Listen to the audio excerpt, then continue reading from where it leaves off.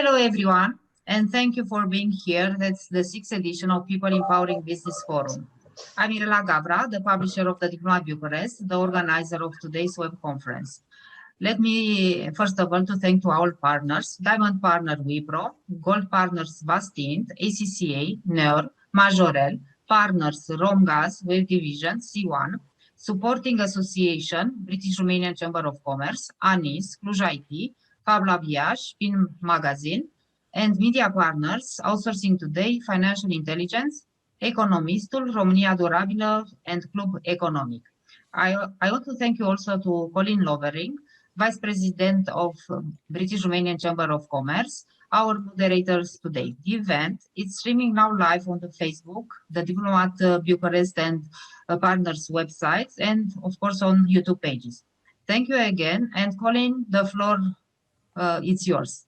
Thank you, Mirela, and good afternoon, everybody. Well, firstly, Mirela, congratulations on keeping the momentum going, and thank you to you and your team for organising this today. As I said, a warm welcome to everybody. I guess the first thing is I do hope that everybody is and their families are safe and well through these still challenging times. And really welcome to the 6th edition of the People Empowering Business Forum. We've actually got the session in two parts today.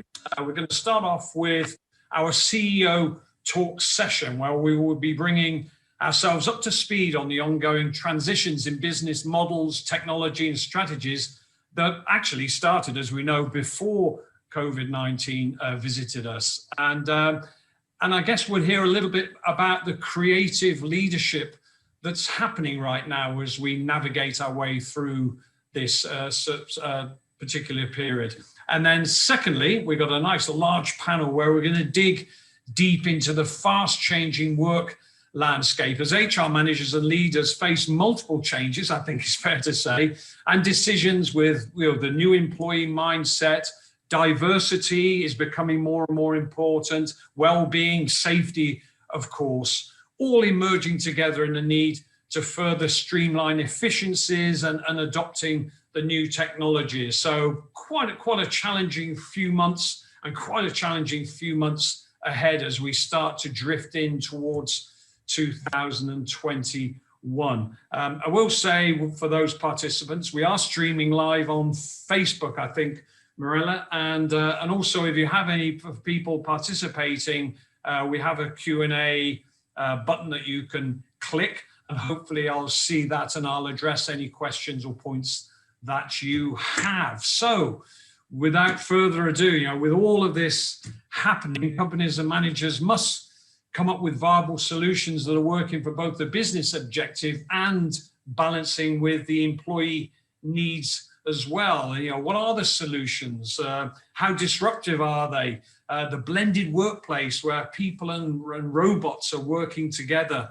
The work from home phenomenon, I could call it, oriented work strategies, just some of the things that we're going to be challenging our panel of experts on today. And it's really looking at business today. And as I've already mentioned, as we're drifting well into the fourth quarter, we have budgets and strategies and forecasting already being planned for next year. A very challenging time for the business leaders about blending leadership, collaboration, strategy, creativity, and inspiration. So no pressure, guys. It gives me a great pleasure to introduce our four panelists today on this first session. Firstly, we have Corina Popescu, who's the CEO of Electrica. So Corina, a very warm welcome to you.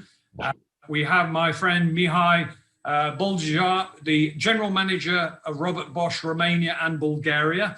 A big welcome to you, Mihai, and another old friend, lots of old friends, Ciprian Dan, the Location Head for Vipro Technologies in Timișoara. And finally, yet another old friend, Antonio Pane, the Managing Director of Vastint Romania. So it's a very warm welcome to you and a warm welcome to our audience today. We hope the next hour is going to be inspiring, and then the second session equally as an inspiring. And I think, Corina, I'm going to come to you first. When we talk about leadership, the leadership skills that we've learned and we've adopted and adapted. What for you, as we're going through this period and looking forward to 2021, what are the key leadership skills, or what is the one key leadership skill that you feel needs to be addressed more than others at the moment? So, first of all, thank you very much for inviting me to be part of this panel. I'm honored, and as usual, Mirela, congratulations for all the events. I think we need to communicate what we are doing, because I think the most important thing, when the pandemic starts in March and all the events start to, and all the discussion, all the webinars start, everybody has in mind that will be a very short period of time. And of course, in 2 or maximum 3 months, we'll come back to the business as usual, let's say like this. And now, after 6 months, we discovered that maybe how we are work today will become in the future business as usual. And I think this is very important. You asked me about the leadership and how the things can be managed during such hard period of time. It's very difficult to say for an utility company, because Electrica, it is a utility company, and actually we try during this period of time to find the proper solution for a balance, because there are some people which can work from home, but there are a lot of people which need to work on the field and interact with a lot of customers, and change our face in front of the customer. And I think for the management team, the most important thing is to find a balance between these two kind of works. And you know, from my perspective, the example of the management are the most important. How you can calm the organization, how you can assure the safety condition for everybody, and how you can explain to a simple people, which an electrician, which need to go on the field, and to be sure that they can maintain, they can work on the network, that they are on the safe situation. And you as a management can assure everything for that people, and these people will be safe when they are doing what they are doing. This is first things. And how you can give the comfort for these people that they will not put in danger their family when they will go home, because they have some problem or they enter in the contact with the people which are sick. And finding this solution, I think, was the most important things during this period of time. This is at the personal level. On the other hand, speaking for Electrica Group was a very challenging period of time, because we are, compared with our competitors, we are some step back in implementing some digitization programs, some IT stuff, and we need to accelerate. And sometime when discussed with my colleagues, and last year, when I asked them, please, we need to implement this in 2 or 3 months, everybody spent a lot of time to explain me why it's not possible. And now, during the pandemic, we realized that it was possible. And everybody worked together in order to implement a proper work. I speak in the full segment, starting from HR, from IT department, from technical department, from supply segments, from services segments, because actually we cover all those fields. And I think this was the most challenged task during this period of time. Thank you, Karina. I guess that word challenge is going to come up a few times during this discussion. Mihai, I'm going to come to you, my friend, if I may, because I know you well enough. You're an eternal optimist, and I'm sure when this pandemic started, I know you're very much a people person as well, that you were saying to your team, yeah, don't worry, we will see our way through this as a team, and we'll come out the other end stronger and better. And I guess, that end wasn't where we were hoping it was going to be. It's still happening. How are you dealing with that personally with your team to keep that spirit moving and keep everybody optimistic, I guess? Thank you very much, Colin, and very happy to see you also in a very positive mood. I think it's very important for us to keep the mood on a high and a positive level. And thank you, Mirela, for inviting to another very interesting session powered by the Diplomat and the partner. Colin, I think that we're in the midst of a perfect storm, which is actually a bad situation caused by a combination of unfavorable circumstances. And which triggered actually the most severe disruption in the last few decades, actually 5 or 7 decades. We have VUCA, which has been actually in the business vocabulary since more than 30 years. But what we are now witnessing is actually the most, the highest level of uncertainty.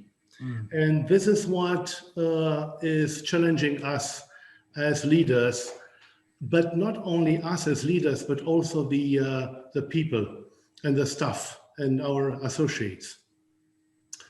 I don't think there will be a perfect way to remedy the problem, and it can't be actually an easy path for getting actually out of that. However, I do believe that there are a few things that CEOs has to bear attention on.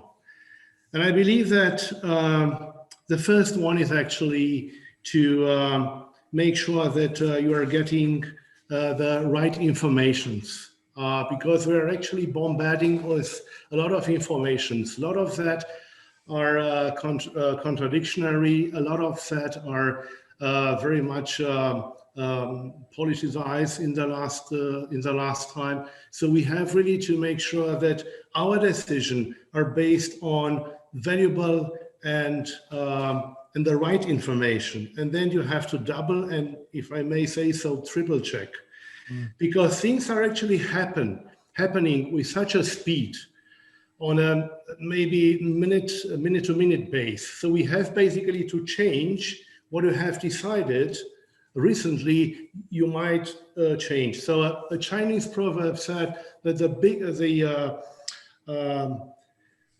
greatest generals are actually issuing the orders in the morning and are changing in the night. So you have, what I'm trying to say is basically to adapt your strategy based on the information you're getting from different sources.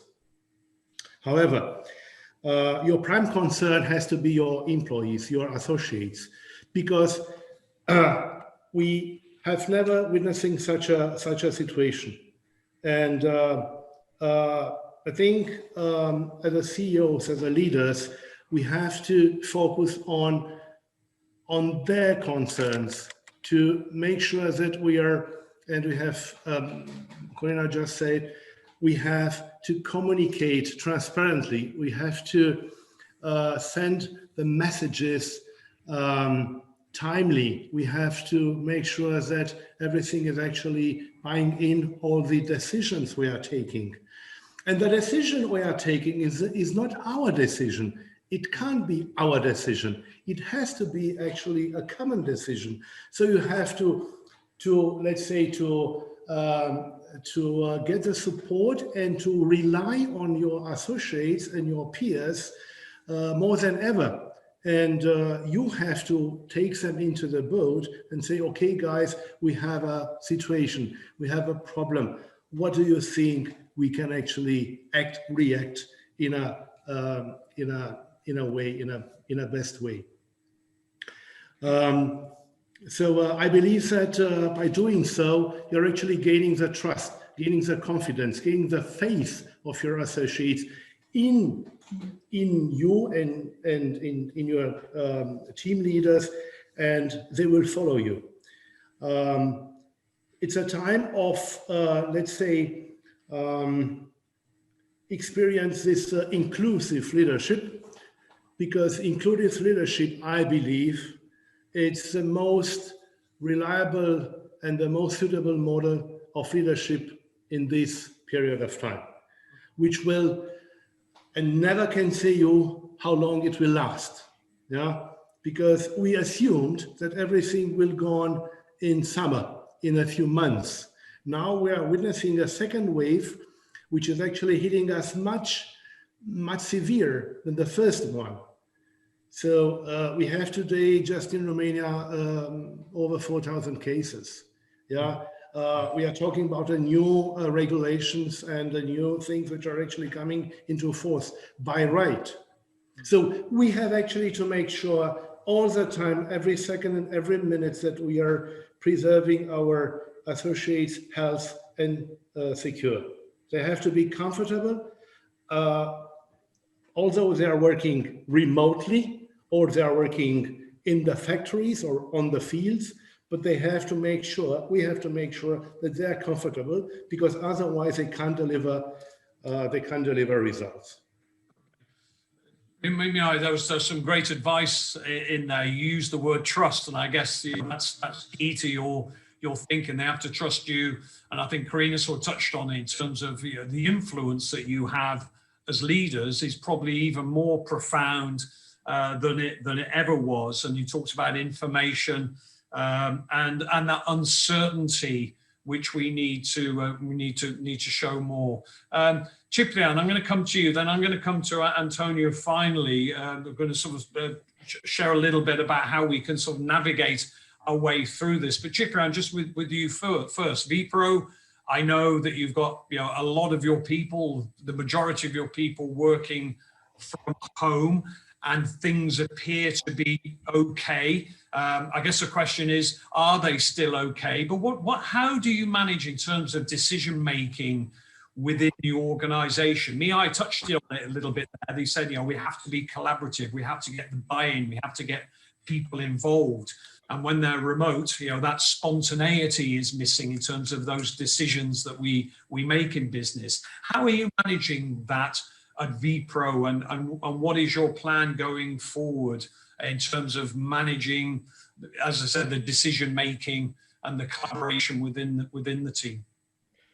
So yeah, like you said, we are more than 95% of our employees at home. Not only Vipro, but overall business services sector is completely, let's say, or almost completely at home. So we were, if you look at it, we were one of the lucky one. The thing is, in fact, the most important thing to add on what Corina and Mihai said, the most important skills for a manager to master these days is communication, like Mihai clearly said. And not only communication, over communication. You need to over communicate. You need to reach to the last of your employees, the agent, the electrician, like Corina said. You need to somehow talk personally to all of them. Have regular meetings, have town halls, have councils, have whatever you want, but you need to over communicate. This is one thing. Second, like Mihai said, we need to keep people close to us. We need to keep them engaged. And one of the most important quality a manager can show in these days in this respect is empathy. Talk to the people not only about business, not only about the task they have to do, if they fulfill the task or not. Talk to them about some personal things and feel the pulse of the team, not only your direct reports, but maybe even deeper in the organization. And when I say keeping people engaged, of course, apart from what HR departments in all companies are trying to do with all engagement activity, fun activities, and all that to keep people close to us, it is important to talk to them, to over communicate, like I said. Okay. And you didn't mention emails there in that communication. So you say Email pick up the is phone. business as usual emails. We did emails even before, but today, when I say communication, apart from emails, which, like I said, is business as usual, we need to organize meetings on different platforms, be it Zoom, be it WebEx, be it Microsoft Teams, and so on and so forth. So you need to, not necessarily video calls, but just to hear them, they could hear you and understand and feeling the sense of I don't know, the organization is going on. That's the most important thing. The company is going on. We are safe at home. For the moment, the feeling is good. We don't see we didn't see for the past 6 or 7 months any disruptions, any impact in terms of quality or productivity. Now the danger with which comes ahead is it's been 7 months already work from home. I don't know for a human being how long this can continue, because like Mihai said, the number of cases do not give us any reasons to be optimistic about the future. So we don't know. And this is a problem. The mental health of our employees is becoming crucial. I think you're right, Ciprian. I think now we're, as you said, we're a few months into this now. The data and the statistics and the information is starting to come out now because there's been that period of time. And in the second session, I think we're going to sort of dig into this in terms of the mental and physical well-being of our employees as well, and just making sure that there's nothing that's being missed on that. So thank you, Ciprian. Antonio, when we talk about, obviously you have a team at Vastint, so you're managing that part of your life, but also you have a family of tenants, and I'm sure you've almost become the grandmother where everybody's coming to you with issues and problems and concerns and everything else. So just a little bit from you. I think you're going to share something with us in terms of how organizations are navigating their way through this and the new life reality.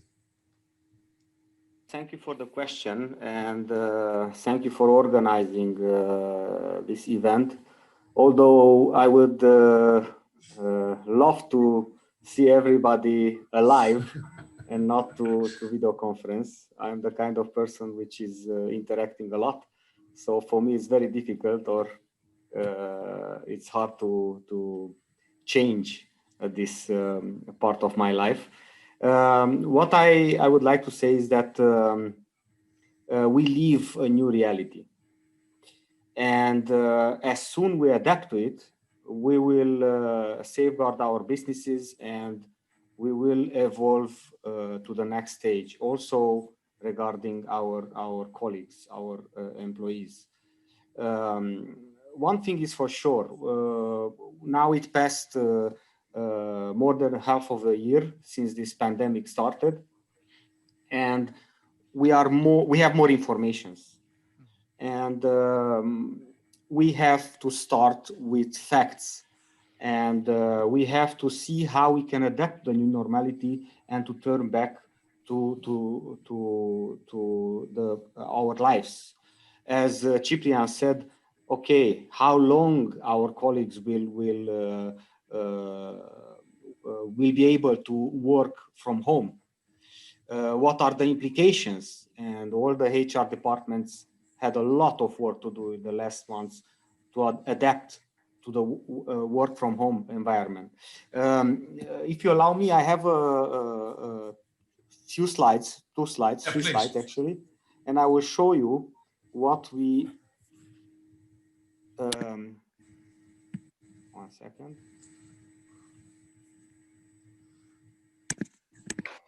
Do you see it? Yep. It's that. Thank you. Yeah. Yeah, so we started from analyzing what it means also from our experience working from home. And what I have to say that today all my team and of course together with me, we are in the office, and it helped us a lot to return to a sort of normality. We wear masks, we wear gloves, we use a lot of solutions to disinfect areas and so on and so on. But we return to office, and it helps us a lot because we compared the work from home with the work in the office. And we realized that we did steps. We evolved also with our activity from home, but we got a higher speed when we returned because we interact and we find solutions very quickly compared with the long hours of video conferences and emails and so on and so on. So we can find very quickly solutions. So we handle facts. So we went to the specialized companies and we asked figures. What it means work from home and the impact in our activity and in our businesses. First of all, in our employees' lives and also in our activity.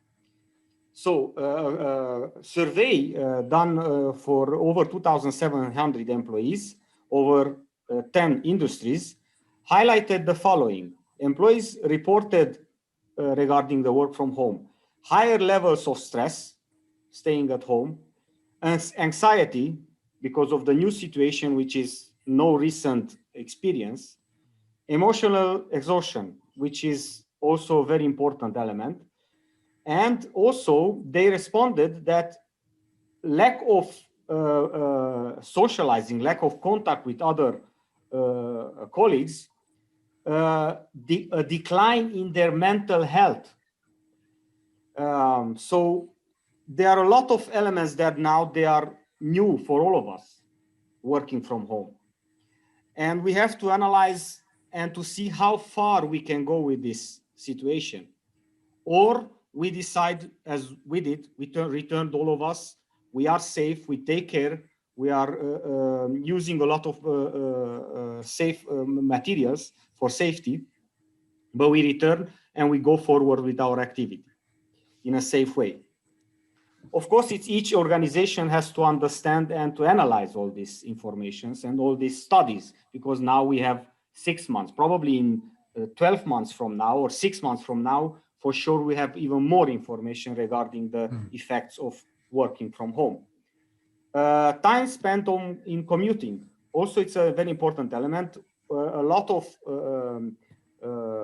studies, initially they were really excited that we will all of us win from not commuting anymore. Environment, employees, they will have more time and so on and so on. It was analyzed also this aspect, and the conclusion was that actually the time saved in commuting by not commuting, it wasn't really saved, because 34%, almost 35% of the employees worked fewer hours than usual. 35% the same hours they mentioned that they worked, and 30% worked more than hours than usual. Moreover, 24 hours a day we have access to our equipments, phones, laptops, and so on. Before, you had a sort of border, leaving the laptop in the office and going home to connect with your family. There is no border between work and personal life anymore.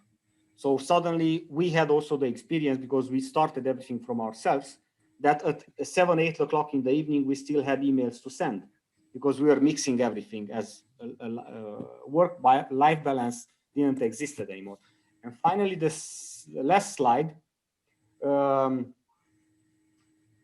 it's a sort of a conclusion that limiting our ability to interact, which is in our DNA since hundreds of years, thousands of years, we interact with each other. suddenly I mentioned it some time ago also, suddenly to be closed in our caves totally, it's not in our DNA. So definitely it affects all of us. There are also some solution that co-workers or co-location of certain employees helps by having this limited interaction between different people. One thing is for sure, we have to search for our colleagues and for our employees and for our businesses the best environment to step forward, to adapt to the new reality.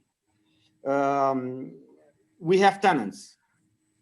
Most of them, they are exhausted and they are working all around the clock to find ways of continuing the business and also keep all the employees working from home. And most of them, they are complaining that the business is in the second plan already, because they have to focus first of all on finding solution to work from home, and then the business slows down. In the first few months, they didn't notice, but now it goes down the activity, the business activity, because more and more issues are raised by working from home. Safety of the information, mental health, and other important matters. So we as landlords, we focus from this perspective to give the tools to our tenants to safely can return to the activity. Meaning we have already, not because of the COVID, but because of the latest technology we implemented, we have buildings that they have 100% fresh air supply. So we don't mix the used air with the fresh air. So that means we offer healthy air in the buildings. We have openable windows.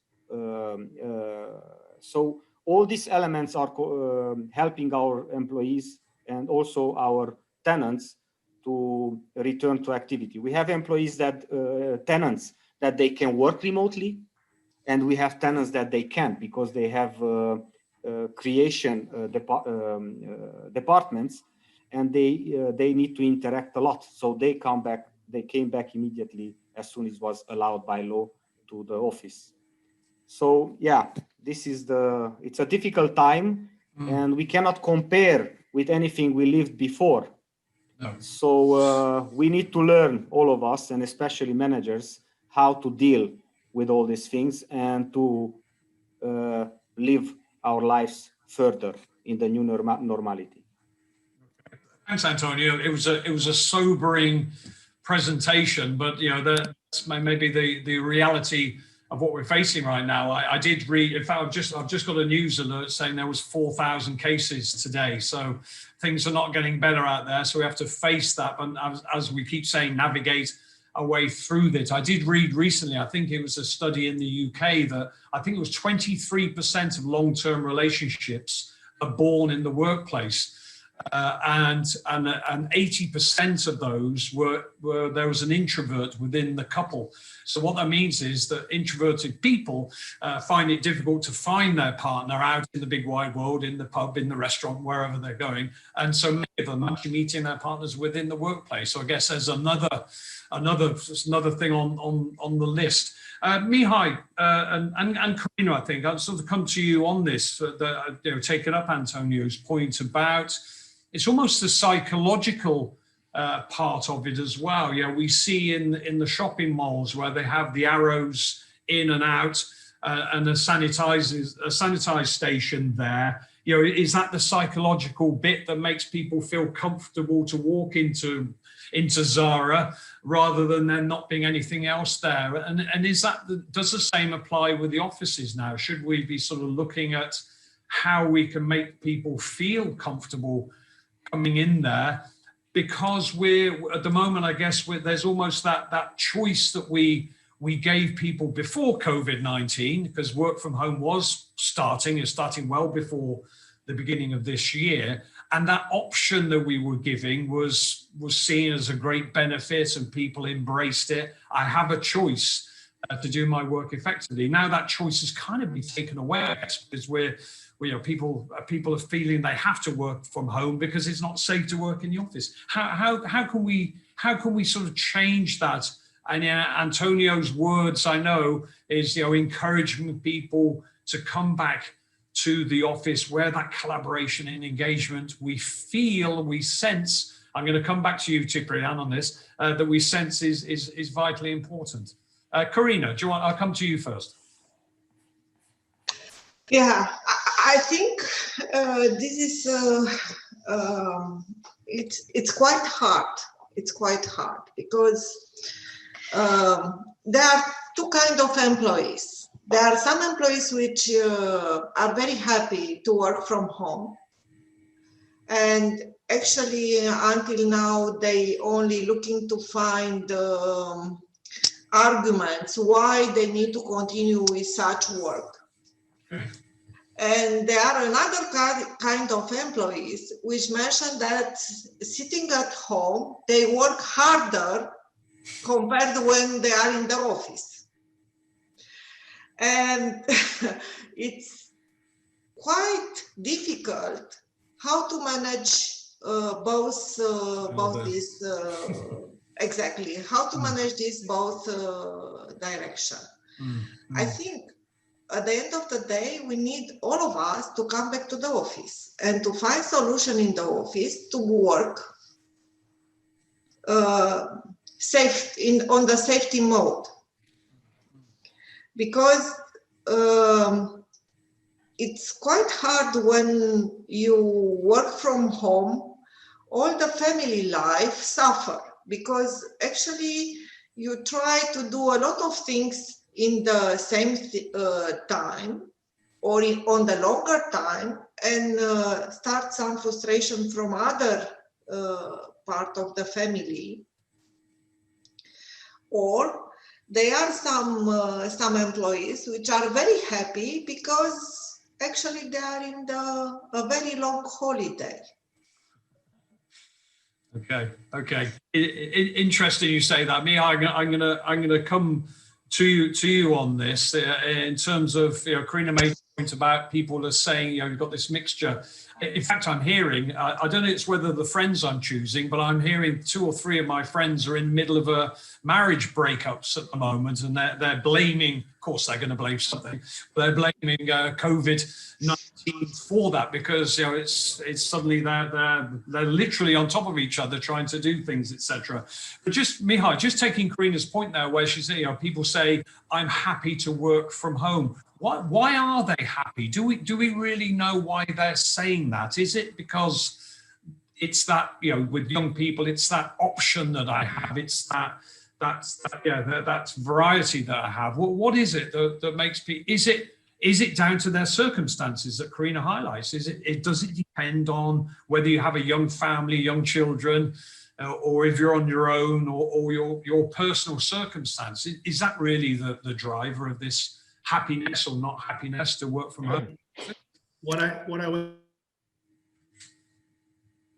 enough, and we have introduced the so-called home office before the pandemic starts. So since let's say 3 years, we have introduced a home office, so that people and the employees they had an option to work from home.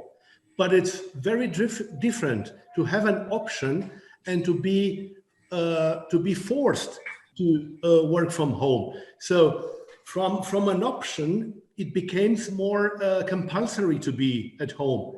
So you were actually at home before, if you would like to have at home, to be at home, to do something from home, and maybe to take care about your, I don't know, kids, cats, dogs, whatever. But now you have to stay at home for a very long period of time. And the point is, you and we do not know, nobody knows for how long this will last. So the biggest problem is now that at the beginning was actually rather funny. We were all at home, we could actually take care about ourselves, our family, and so on. And then with the lockdown, I mean the two months of lockdown, then we slowly try to come back to office, but back to office won't be the same as before. It can't be. So we are partially in the office and partially at home still. And we will continue to do so because I think the sense of being comfortable, it's very much important, as I said. So some of our colleagues are comfortable to come at home. It's not about being safe in the office. In the office, we can ensure all the necessary measurements, sanitary, whatever. So, but it's basically the way from home to office and from office to home. And this is actually what, or where some colleagues of us are not very comfortable with the public transportation, for instance. Yeah, so they do not feel very, very safe in those areas. And we said, guys, the office is open. We take all the measures we can take, and we had a rule that everybody can come in the office if it's absolutely necessary, and they should stay in the office how long is necessary. So that means that if you have something to do, and think about, I've heard the word creativity, and creativity is really something that is a sort of, let's say, you have to get people together to be creative. Just talking about design thinking, the design thinking concept, yeah, is actually about people from different areas, which are jointly working to a common project. You can't have people remotely if you're actually want to be creative. And this is something that we probably, in the long run, we will feel some let's say, some bad influence of this remote work if you are not being able to put again the people together to get let's say to make them to be comfortable and to be confident that coming into office is not something that it can make any damage, but they could actually again socialize, they can make a project together, they can work together. But this is something that it should be again done jointly and in a very transparent way, and a dialogue and with empathy and with trust together with the associates. You can't force them. They have to be again comfortable with a way of working, regardless remotely or in the office. You're on mute, Colin. Colin, the You're sound here. My apologies. What was that? The most famous expression in 2020? You're on mute. What I was saying, it was because I was complimenting Mihai, you muted me. So, but Mihai, I was just saying my compliment to you. You know, you're very much a people person, and I sensed in your passion in what you were saying there. And part of, and Karina mentioned right at the beginning about the influence that leaders have on their people. And there is a need for people to be sort of inspired, if you like, by their leaders. Now we're in this challenging time. Mihai, and I'm going to come on to you in a moment, Ciprian. Are you concerned in terms of loyalty towards your employees, towards Bosch, towards the brand? Is loyalty at risk for companies now, or if it is, how do we manage that? Depends. It always depends, Colin, because it can be, but if you're managing and if people are seeing that you're navigating wisely through this rough seas, and you're not just saying you do that and you do please that, but please jointly come with me, we will come out and we will actually manage the new normality together and wisely. It's not a threat. So the loyalty actually in a brand, in a company relies more than 100% to the leaders the company has. If they have the feeling that everything that you are doing is actually in their interests, yeah, and not only of course, in the interest of the company, but what is a major valuable asset of the company as a people. So therefore, I said, the first you are looking at are your people. If they are seeing that you're actually you're really managing those vessels through this rough sea, they will be on board and they will not jump into the water. And you can frankly say, we do not know how long it will take until we'll get out of the woods. We do not know. It takes maybe a month, 3 months. We do not know. So we have to find our right balance to ensure that we will be on the same level of, let's say, we will deliver the same good results as we did actually before the crisis or before the pandemic. Yeah, although we are actually working in a totally different style we never ever experienced before. And we have some examples, articles, best practices, how we have managed actually the last 7 months or so. We do not know how are we going to manage the next 7 months or so, because nobody is actually writing books how to get out of the woods today. Okay, and so sobering words. Ciprian, I'm going to change direction just slightly. I've got a couple of questions for you, just based on what we were talking about.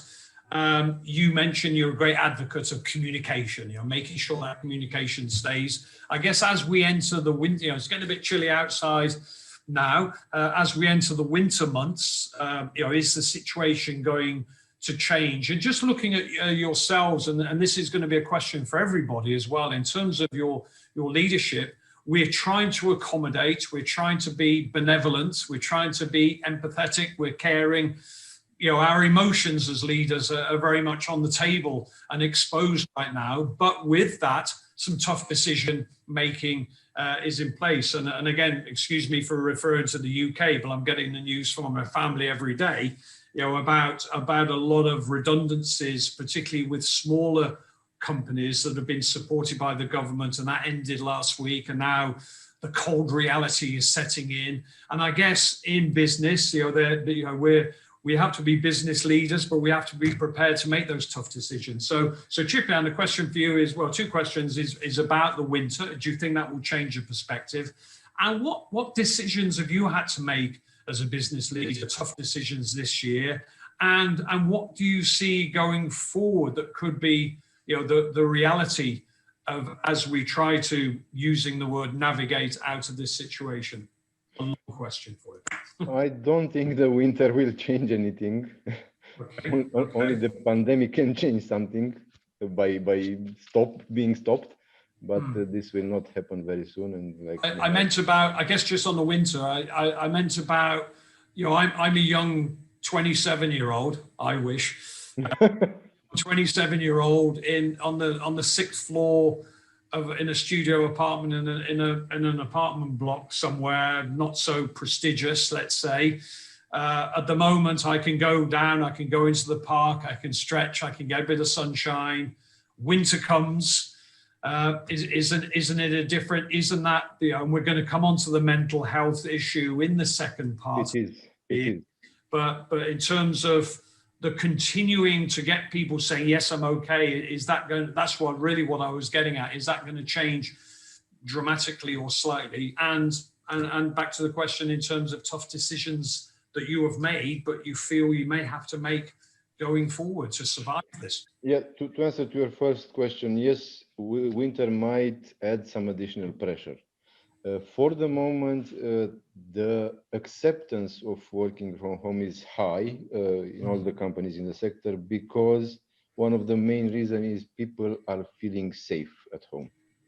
As long as outside you see danger, you are at home, you say, I can work, I still can have my salary, and being safe. This is one thing. But again, the question is about for how long you can accept this.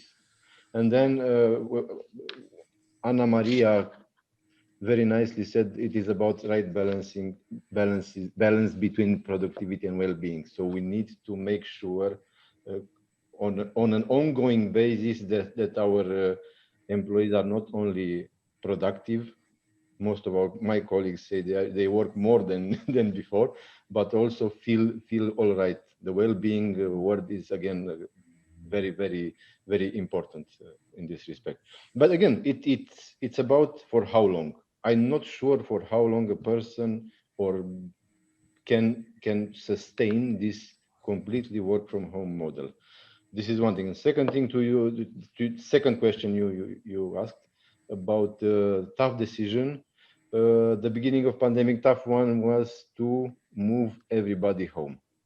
Because like I said, in our industry, it is possible to work from home under certain conditions. So moving them home, not everybody has a laptop in our industry.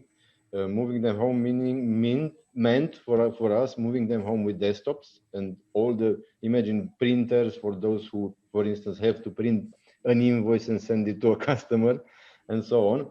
And again, on top of that, you need to have your customers' agreement on this, because we are dealing with sensitive data, we are dealing with sensitive projects, and we cannot afford simply go home and do the same as you do in the office, because there are many aspects that can impact the confidentiality and so on and so forth. So we need at that time to make sure, and on a continuous basis, to make sure that we are safe from this perspective.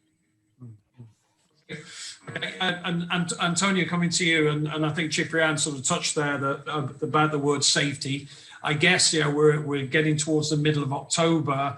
I guess that safety aspect will accelerate as we get into November, because nobody wants to be tested positive at the beginning during the Christmas period. I think that's going to be a very emotional and very sensitive time. So I guess a lot of companies are kind of. And I did see in a recent survey saying, yeah, we're planning to work from home at least until Christmas. I think maybe because of that. But after that, what are your thoughts in terms of tough decisions? And Ciprian raised one that he had to make as a business leader. What are the tough decisions that you've had to make, and what tough decisions do you think, and what advice would you give to people as they come through it? Taking the unknown and the uncertainty out of the way, which is obviously the killer part of all of this. Yes, thank you for the question. So setting aside the uncertainty, which of course we don't control the future, we don't know what will happen exactly, because there is no previous recent experience of a pandemic of this size. One thing is for sure, depending on the business, because again, we are providers of office spaces. We have Timpurnoi Square and Business Garden Bucharest in Romania, which totally they reach 100,000 GLA, gross lettable area, in the middle of the city. So it's a volume which allows us to understand also what are the next steps of our tenants.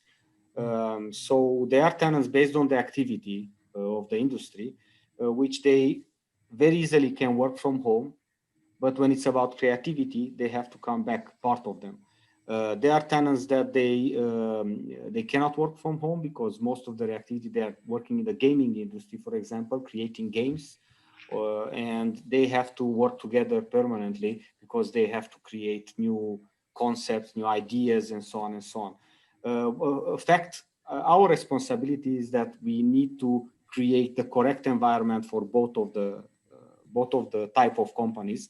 Some of them they turned already back. Some of them they plan to after the Christmas or after New Year. Actually, it's not something which is in companies 100% set. So they are adapting also, as we are. They are adapting to the daily reality. But one thing is for sure, we have to, from our side as a developer, we have to adapt and to create the environment for the future. And from this perspective, we're analyzing already how we can improve the next phases of our projects. We have a team Timpurnoi. We are in the concept stage now for the next phase, which is another 50,000 GLA in two beautiful buildings, state of the art, but we are still thinking what should we add to it to be even safer and as it is today. Because life, it doesn't stop. It will continue. We just have to navigate through, as Mihai said, we have to navigate through this period of time. Okay. Yeah, and I guess what you're saying, Antonio, is that one of the legacies of COVID, when we hope it disappears, will be that sense of health. We talk about flu pandemics. That a lot of those are created in the workplace. So buildings with that fresh air system that you mentioned, and having those facilities. It may not even be about COVID. Maybe just our new way of thinking that we want things to be clean, have a clean environment. So maybe it's a good lesson if we could be positive from that. I noticed, Antonio, I saw the transactions, the lease renewals or new leases in Q3, I think it was, and I think out of 22, I think there was 2 where they've actually reduced the floor space. So in the business world, people are signing up. I'm sure with your buildings as well, signing up for 3 or 5 years with this vision to not to get back to normal, but to keep business moving within the office environment. So I guess that was a positive sign for you and the real estate market. We see it that it will be balanced somehow in the future. Some of the employees will work from home, but the ones that they will be in the offices, they will need more space. They will not be able anymore, the employers, to squeeze in a small space a lot of people. It will not be healthy anymore. That's a good point. The other aspect you mentioned, yes, the reality is that some of our tenants, that they are rethinking their need of space, and some of them, few of them, they are thinking about subletting. But we already signed, and from the beginning of the year, we signed more than 10,000 square meters during the pandemic, working from home when it was the lockdown, and then when it was allowed to return offices, we signed agreements for around 10,000 square meters from the beginning of the year, which is a good sign. Yes, we have tenants that they want to rescale, but also we have tenants that they want to grow. And out of these 10,000 square meters, more than a half, it's extension. They want to grow their premises in Timpuri Noi, and some of them in Business Garden, which is a good sign. They are companies that they are thinking about the future, and they are taking the steps today. So it's all about finding the right path for each business. But we are prepared as developers. And I guess we shouldn't forget that the Romania business environment internationally is continuing to prosper, is continuing to grow as well. So the whole world is seeing Romania as a very prosperous emerging country now officially as well in the business world, which is good. We've got a few minutes left. Mihai, gonna come to you, the man of wisdom. Business leaders, department leaders, whatever, all types of leaders watching this right now. What's your advice for them as we drift into 2021 thinking? I think all of us, we need to stay flexible and be agile. We have to be ready to shift gears. We have to be ready to readjust our plans. We have to understand that even the best laid plans must become very fluid. And we have to continue to communicate transparently, timely, and to convey the trust we have that things will be actually okay in the near future to all our associates. Because empowering people with this confidence is actually a key of success of every company and every leader. Thank you. Okay, there was a question for you actually, Mihai. You kind of half answered it there. It's from Florian. Thank you very much, Florian. And it was, how can we disrupt ourselves as leaders or associates in the middle of uncertainty? I'm gonna come back to you very quickly, Mihai. Marina, have you got any thoughts on that? How can we as leaders? What do we need to do to disrupt ourselves? I think we need to send it very clear message and to keep balance between the safety, the business, the safety for the employees, the business for the shareholders, and to give everybody the comfort that you as a leader, you know what you need to do, even if the time are different and the business are changing and the people need to be managed different.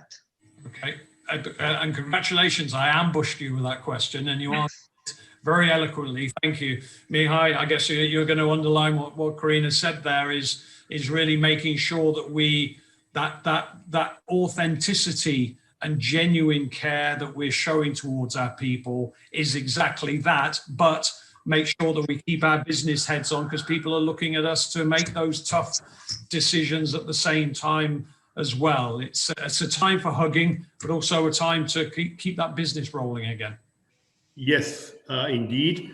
And it's a time of acknowledgement of every and single success our people has, every and single, let's say, good project which is coming up in these days has to be acknowledged, has to be spoken out, has to be communicated to the people, has to be also we should actually make sure that the people are actually being informed about every and single success we are actually achieving today, because the success we are doing today is much more worked out as before by this kind of way of work. And this is actually something that we need also to make sure that our people are getting to know. And this acknowledgement of their achievements is of high importance, of utmost importance. Yeah, great advice. Ciprian, I guess you would agree with that. Is almost over celebrate, because we're not able to metaphorically or physically hug each other and say well done, but making sure that we're overemphasizing those achievements, big and small. Right. Yeah, correct. That was a great. I just made the statement and you agreed. But one thing I would like to add, and yes, please. Yes, please. This is a word I will take from this conversation, and the word I like, navigate. And when I say navigate, is not only, there are two parts to it. Navigate in the external world with your clients, with your stakeholders and so on, and navigate with your employees. These are two main focus areas, and also between these it should be a balance. Okay. You cannot prioritize only business and not take care of your employees, and the other way around. You cannot. You should have a balance between these two. Okay, thank you, Ciprian. Antonio, I'm gonna go all around the circle, and I'll come back to you, my friend, for a very quick last word. Please. Please. A lot. I thought that you raised a question. I was used for you to raise a question. Bottom line is that we need to learn again to smile, or to continue to smile, and check the facts all the time. Yeah. And filter the information we receive, advise with our colleagues, and like that we'll take the best decision, and we'll go together through this, we'll navigate together through this there we go. Thank you. Well, I guess, yeah, with these masks, it'd be quite nice if they change color when you smiled or when you frowned, because it's quite difficult but the good thing is you can actually yawn in the middle of a boring meeting. That's the one thing I like about it. Certainly hasn't been boring today. It's been a really great discussion. Thank you so much, Corina, Antonio, Ciprian, and Mihai. The pleasure has been mine again. Thank you for helping me. Thank you very much. To navigate me through this hour. And Mirella, I think we were due to take a break. Should we just take a 5 minutes? A 5 minutes break. So the Englishman is going to get himself a cup of tea, and then we'll be back to the second session where we're really going to dig deep into the emotions on the HR challenges. But thank you, lady and gentlemen, and everybody, please stay online. I'll be back in 3 minutes and we'll get started again. Thank you very much. Thank you very much. Thank you. Thank you. Thank you very much. Thank you. Thank you. Bye. Bye. Thank you. Bye-bye.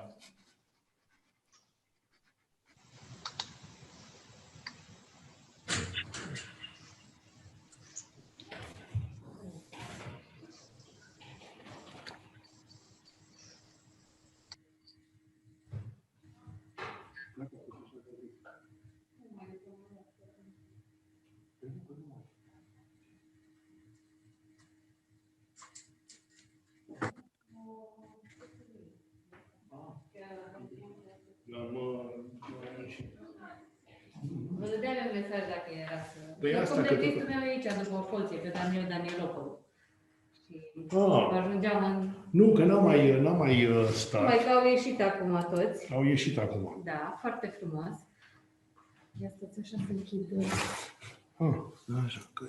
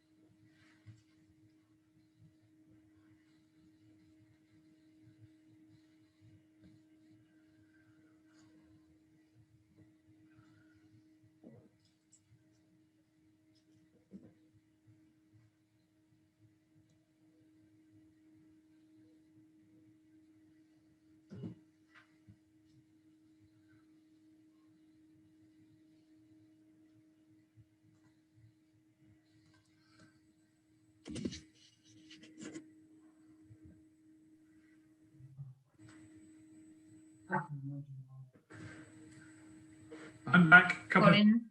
Okay. So we can start, I think, if all the speakers are in. Yeah. Okay. Okay. Do you want me to go straight into it? Okay. So we are live.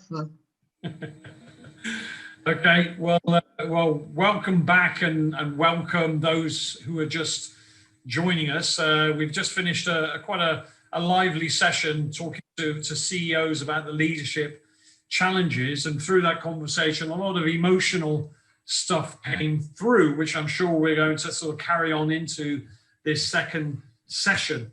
The fast-paced changing work landscape, especially in the pandemic context, puts the HR and decision-making professionals in the forefront of dealing with multiple challenges. So the questions today refer to proving relevance of their decisions within organizations and how can they bring strategic value. So the focus is on HR and how to design an employee experience that effectively responds to this forever evolving situation. So we're going to touch today a little bit on the use of technology in HR and innovative employment solutions, rethinking the ideal candidate in 2021, I guess we could say now, and HR strategies in retention.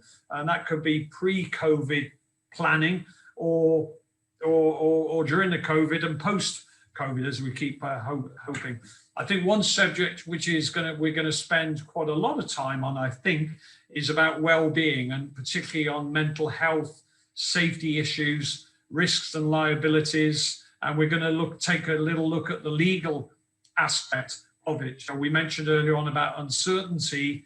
Well, one uncertain thing is legislation, of course. We can do our own right things for our people, but legislation, as if you're a restaurant owner, can have a big impact on what you do and your people. And on a positive note, expanding the talent pool and looking at inclusion and diversity, which are becoming more and more hot subjects here in Romania.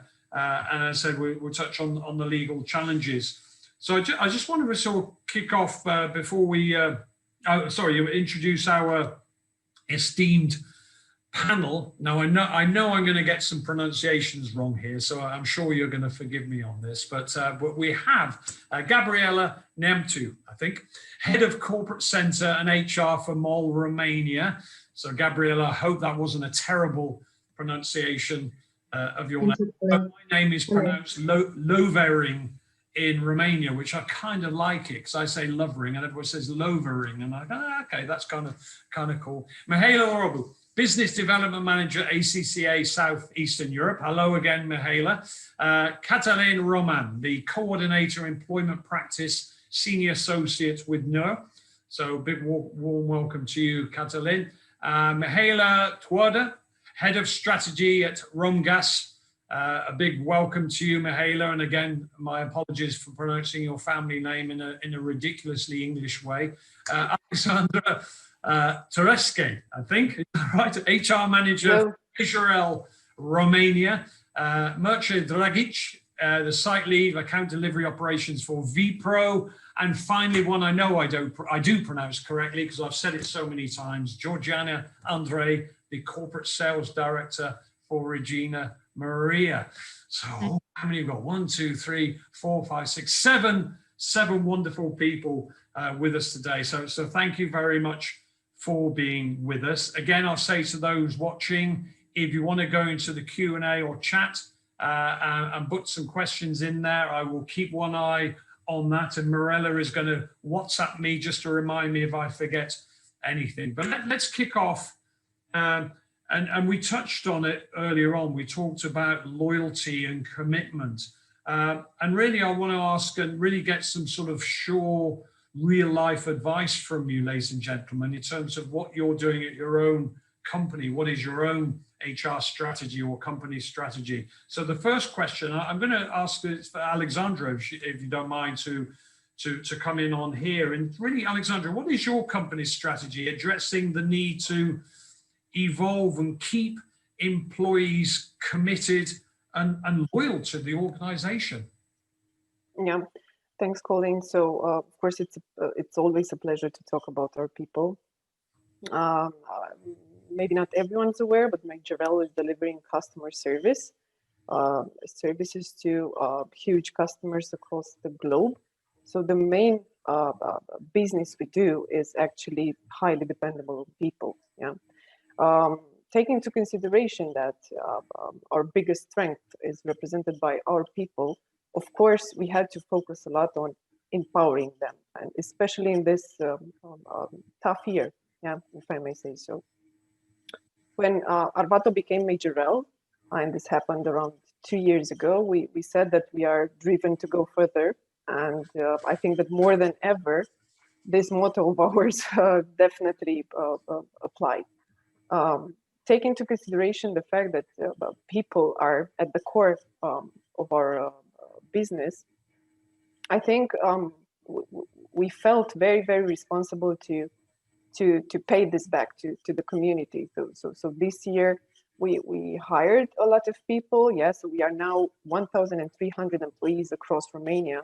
So all these people working from home right now. It was a challenge at the beginning, of course, and now we're getting things stable, and we're trying to organize ourselves even better. How we did that, we created a lot of internal programs as well as external, yeah, making people really visible through various tools, including social media. Yeah, we organized a lot of contests, internal contests. Yeah, this makes people really be energetic and really get involved in what we do. Contests like, I don't know, who cooks better, who sings better, or different things like this. With really like Majorel's Got Talent. Yeah, something like this. So it's got Excellent. yeah, I like it. chef. We have a lot of chefs actually around. Yeah, so it's but it was like a really, really tasty contest. Also, the prizes were incredible. We also launched a program which is called Feel Good Ambassador Program. This is also designated to empower our employees to be more involved, yeah, into the decision we take, into the strategy we are using in order to be present in the market. And yeah, a lot of initiatives that came to life in the last 2 or 3 months, because the first 2 or 3 months of pandemic were like really crazy. Yeah, so we all tried to figure out what's in our chaos, yeah, internal chaos. But after that, we started to become more and more creative and get them involved. Yeah. Okay. Just another question for you, just based on that. Are you finding now, because when you mentioned when the pandemic first hit us, we didn't know how long this was going to be, but people were saying, and I guess Donald Trump as well, was saying, yeah, 3 months, it'll be gone out of our lives. So we kind of took it as a bit of a novelty then, and now fast forward 7 months, it's still with us. And you're finding that the people are adapting to it much better now than maybe they did in March time. Yes, for sure. It has become more and more difficult, yeah, to work from home, because we also discussed about this at the beginning of the conference today. It's harder and harder to be so far away from your peers and your colleagues, but in the same time, things are getting more and more stable. As I said, all these ideas about internal programs or on how to, I don't know, make people feel better, yeah, while working at home came after. It was not in the first months, because you couldn't even focus on this. There were other things you had to sort out, yeah. First of all, having people start to work from home, have equipment for everyone, have the right tools. But after that, we understood that it's going to take a while. So that's why we had to adapt. Another example of, let's say, an amazing action we took was that actually this year we celebrated 10 years of Majorel in Romania. And even though our plans were to have like a big party for everyone, like we were preparing for this since last year, since 2019, we had to refocus. So the idea was to send a party kit to all our employees, so all 1,300 employees, and therefore they could enjoy the party kit at home with their loved ones. Yeah. Wow. This Wow. party kit was delivered to each and every employee and contained, I don't know, cookies, prosecco, balloon kit. Yeah. The feedback we received after this delivery was really amazing. Yeah, people Wow. felt great and felt appreciated, and again Wow. empowered. Yeah. So I guess that for us it's very important to find the balance between this monthly performance check we are doing and the fun and the feel good part. Yeah, because Interesting. they cannot work alone. Yeah, Yeah.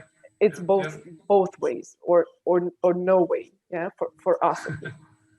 It's interesting. I'm sure all of us have had experience on Zoom parties, and it's quite interesting when you're with friends and in the pub, and they've had a few too many beers, kind of just lean on the bar. But then Zoom, they actually disappear off the screen. So, but I think that's a nice idea, and maybe come back, Alexandra, about this this talent thing as well. But Gabriella, if I may, I'd like to come to you.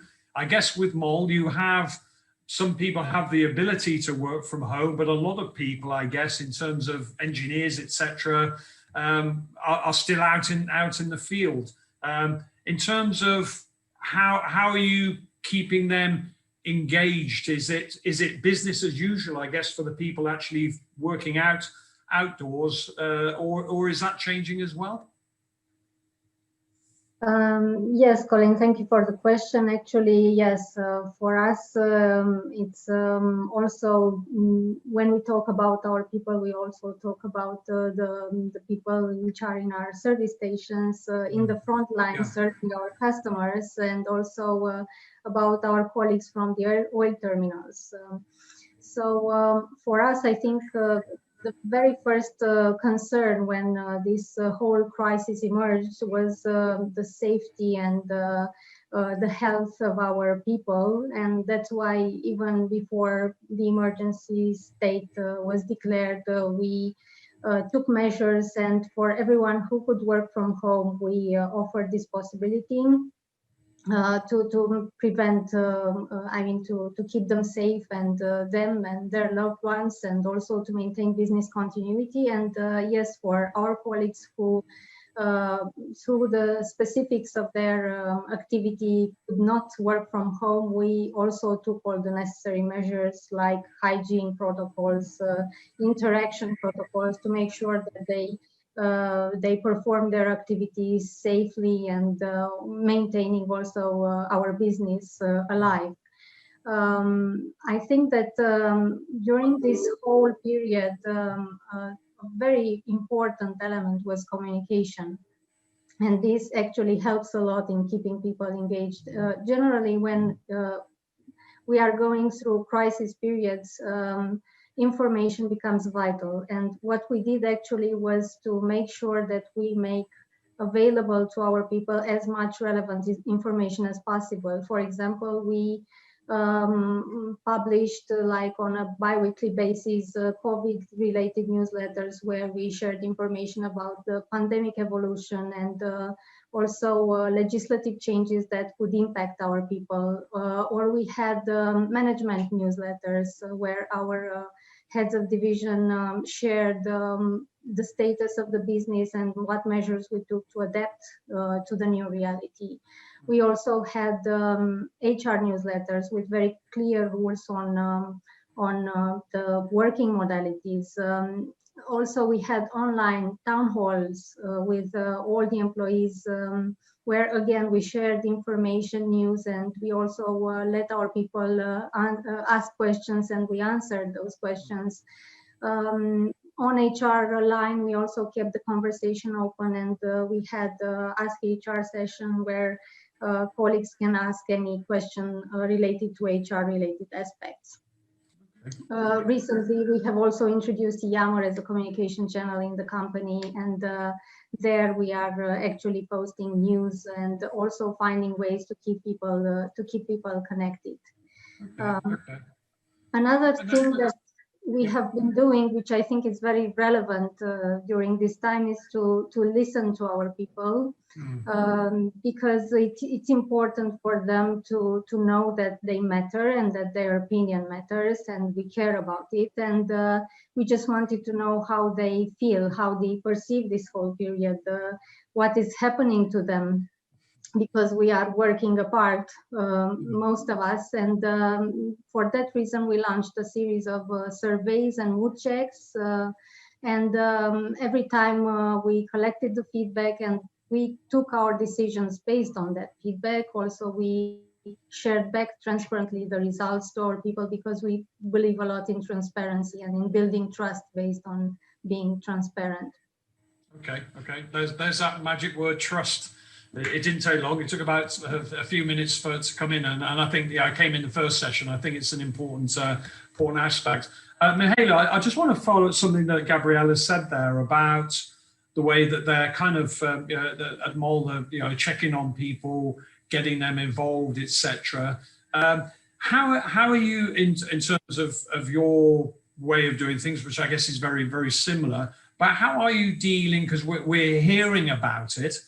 And obviously we want to be very positive and optimistic with everybody, but the reality is there are people who are not so not so well in their well-being, and maybe have stress. And I don't know if you saw the presentation by Antonio Pane before about stress levels and everything else. How are you coping with that, and keeping that momentum and loyalty and everything else? Is that a challenge, or is it something that's not risen to the surface yet with you? For us, as that's the longest question of today. Okay, don't worry. For us, it's pretty much the same situation as our colleagues in MOL have, because we have specific activities, mainly production and also engineering, that cannot be done fully remotely these days. And also in our case, since we have big investments that are under deployment at this moment, and with the restriction, it was very, very difficult to keep them in good spirits. I want to remind that in March, April, and May, during the emergency state, we had several colleagues that worked for the national electricity system, which was important to be maintained up and running. They had to leave their homes. We had to isolate them willingly in a specific building in order to keep them healthy and up to intervene whenever the system asked it. Let's say we were fortunate because we are working with people that are for many years in the gas industry and in the energetic system, so they knew somehow what to expect.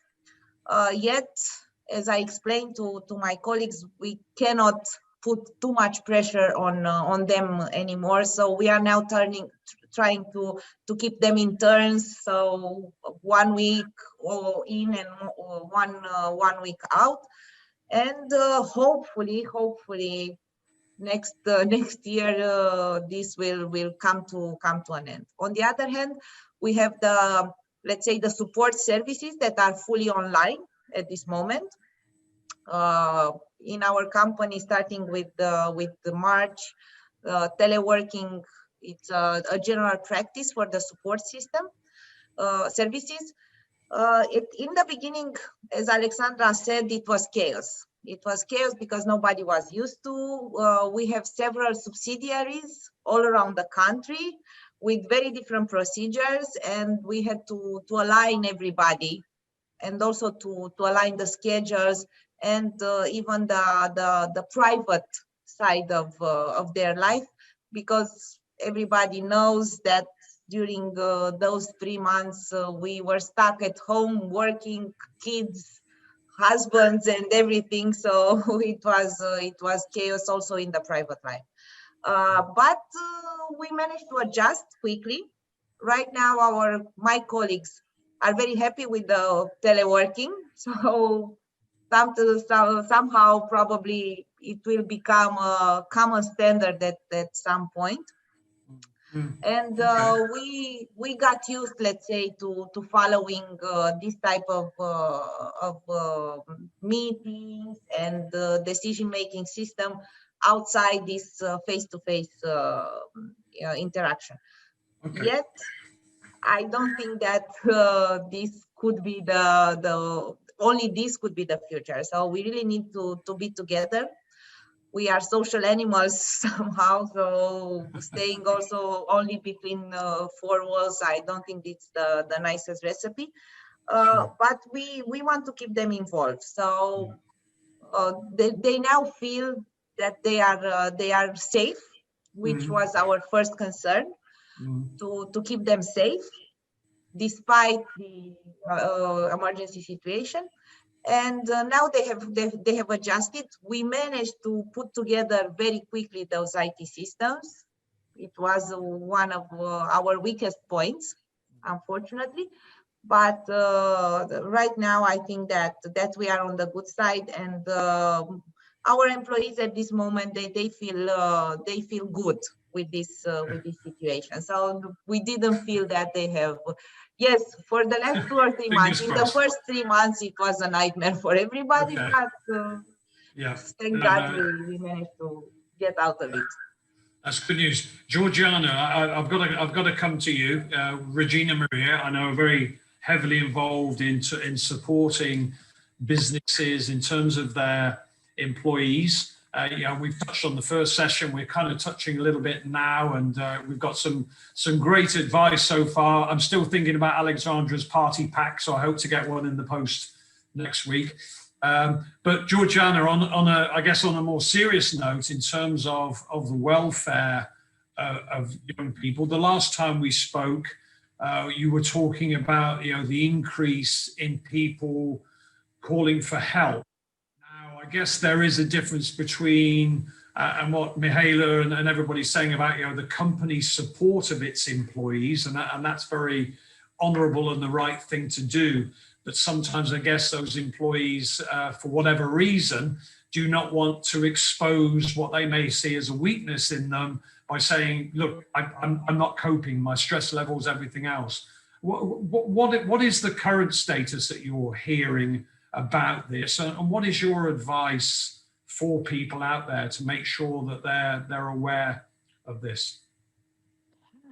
Yeah, Colin, indeed, this is a conversation that I've been seeing happening lately with most of the companies that we are discussing, and you touched on a very interesting point, because there was a study. Of course, most of the studies are made in the US or the Western European countries, that was saying like that 60% of the managers consider that they should be involved in helping their employees solve their problems, while only 11% of the people say that whenever they have a problem, they go to their managers to discuss them. So there is a huge, exactly, there is a disconnect there, obviously. And also there was another studies that also I found it interesting, that was saying that 76% of the employees consider that the company is responsible for the balance that they have in between their private lives and their work-life balance. So it's obvious that people believe that companies should be more involved there. And as trends, what we've seen, I mean, from my discussion with HR people, I think the main pillars of conversation, they go around 3 main ideas. One idea is about health and safety these days, the safety of their employees. The second one is about business continuity. And the third one is about the engagement of the people, and exactly what Alexandra was saying earlier. How do we keep them engaged when we don't really see them? How do we keep the culture alive when we don't see one another? And I think to go to your question, I believe that this part of well-being is a thing that we've been discussing for a long time. And over the past 2 years, I would say, I've been having conversation with people from the HR, trying to introduce this concept. I mean, most of the people in the HR really believed in this concept. And many times they were saying, help us build a business case in front of the CEO and make this well-being part of the strategy.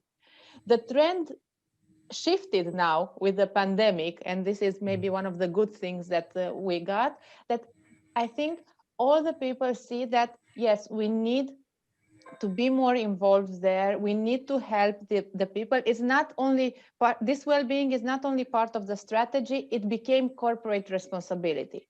This is the truth. If we will not take care of our people and if we will not go into this direction, unfortunately, the effects that we'll see from this pandemic, the mental effects that we'll be seeing will be much higher than the toll that we are paying on the health side. And this is one of the projects that we have in Regina Maria, and that is very dear to me. And as I said, I've been talking to it, and it starts to be like a snowball, that we put it under the umbrella of corporate sano. And is this idea of investing in the employees in this segment, because the truth is that there is a direct link in between the well-being of our employees and the productivity of each company.